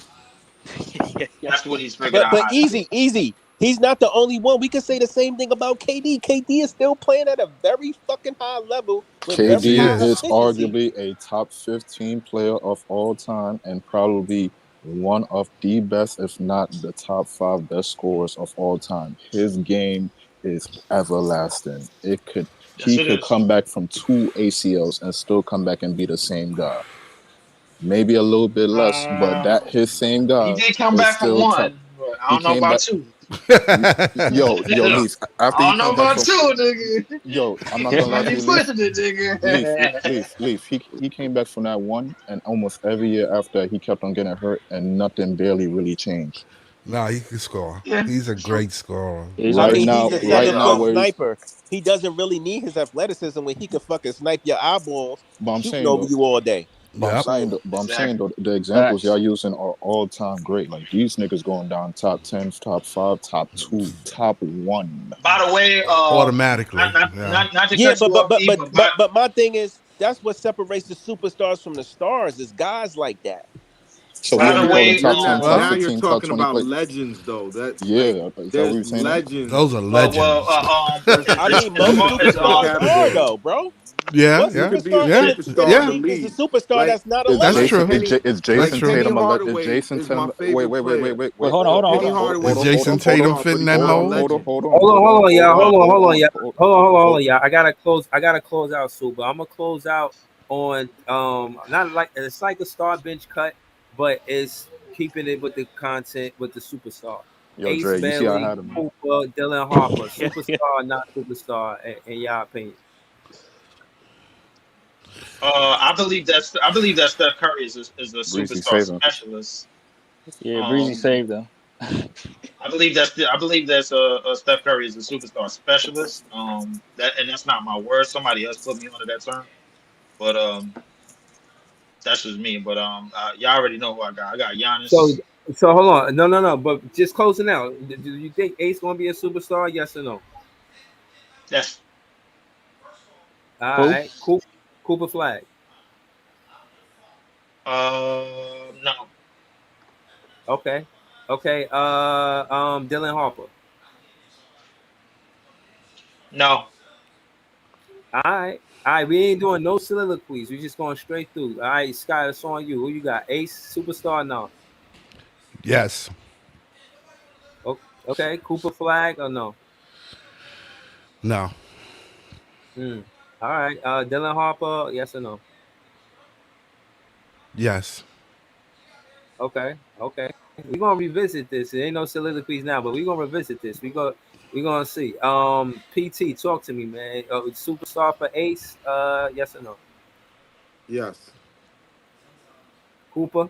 Cooper Flag? No. Damn.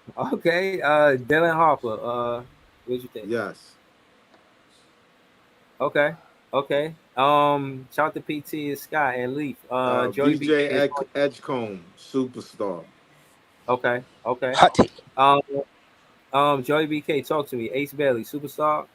Superstar, especially if he wearing the black and white. Absolutely. Okay, that's what's up. Dylan Harper, Cooper Flag. I think Cooper Flag will be also a superstar. I think Dylan Harper but will be a very good player in the NBA. All right, that's a copy. Mixed reviews. Let's go to Andre 76. Um, talk to us, man. Who you got? Ace Bailey, superstar? No. No. Okay, okay. I just want the chat to know that this is a 76er fan that's answering these questions. All right. Talk to the Andre 76. Cooper Flag or Dylan Harper. How you feel about them? Do you think they have the potential, or yes or no? Yes for Cooper, no for Derek Harper. All right, all right. This gonna be interesting to revisit. I'm definitely gonna revisit this. We did this August 11th. I'm coming back to this one day. Easy. Talk to us, man. Ace Bailey, superstar? No. I ain't gonna lie to you, Bruce. I don't feel comfortable answering this question, so I can't answer it, bro. I'm not gonna lie. All right. It's a prediction. Yeah, Yeah. it's an early prediction. It's tough. Yeah, I'm not. Yeah, it's hard. It's hard. I can't do that. I can't do that, Bruce. I'm sorry. I can't. You can't just give it a guess based off of what you've seen so far. It's just What a are we calling a hypothetical. superstar? Because if this nigga come in here and make us get to the 7th seed every year, but he puts up crazy numbers, is he a superstar or not? Yeah. Because that's what. Because all y'all said Yeah, was it's hard. Giannis. It's He could do hard. what Giannis do, but never Nah, get nowhere. What happened yeah, then? now the That's true, question, but just say it's a y'all lot of don't have to variables answer that the go into question. that, man. This is tough. Basketball is a No, team no, sport. no, Joey. It's L Big Fan Breezy. We was getting into a good discussion. We was gonna get to this point right here, but he closed it out. So L Big Fan Breezy. L Nah, Breezy, bro. I gotta No close way, it out, dog. man. It's We over. almost Yeah. 4 hours in, You man. see, I gotta yo, Dre, close Yeah, you it that's see a how I was long about to get time. into it? Yeah. Yeah, you almost got him there easy. You got him. out. I gotta L close Breezy. out, Come man. on, son. I apologize, man. I'm gonna be back soon, more content. But to answer the question, I think Ace Bailey's gonna be a star. Cooper Flag, I think the league want to push him. They looking for a face. You know what I'm saying? They want him to be competitive. So I think he's gonna get a lot of support from the league. I think he's gonna be one of those players. So I'll say he'll be Yeah. a star, not a superstar. Dylan Right. Harper, he's somebody that's gonna probably have to get it out the mud too. I'm gonna give it to him. I'm gonna say he's gonna be a superstar. But again, man, shout out to Easy. I can't, you know what I mean, continue this no further than this at the moment. The But man I'm gonna about be to run back. out and cop bagels, bro. He about to run out and cop some bagels, bro. I got the word, bro. Niggas told me he running out and copping some bagels. He don't want to stay out too long, The so he like, fuck everything that. I'm just bagel. going. Yo, Bacon, all egg, the and cheese, man. bacon, Oh, egg, the and bacon, cheese. egg, and Hey, cheese. chopped cheese, A chopped quick cheese, one with a chopped cheese. cream cheese. He gonna get a sandwich on another one on a roll and some next shit, bro. He just like, yo, I don't want to keep the stream on too long, so you know what? I'm just gonna shut these niggas down. Cause I'm about to catch a haul real quick. So yo, this Yeah. is crazy. I'm not Okay, gonna lie, Right. man. Hey, be Everything easy, is bro. everything bagels is up there for me. I can't hold you, man. Yeah. Okay. All right. That's what's up. But nah, but y'all appreciate y'all, man. All right. Everyone in the Peace. chat, man, help us get to 1,000. We almost there. Thank you to Scott, PT, Joey BK, Andre 76, Easy E, Lee, John, Harlem, everybody that was on a panel. Shout out to the old chat. I'll be back soon with more content. Have a good night, y'all. Peace. Good night. Good night. Peace. Peace. all right. Peace.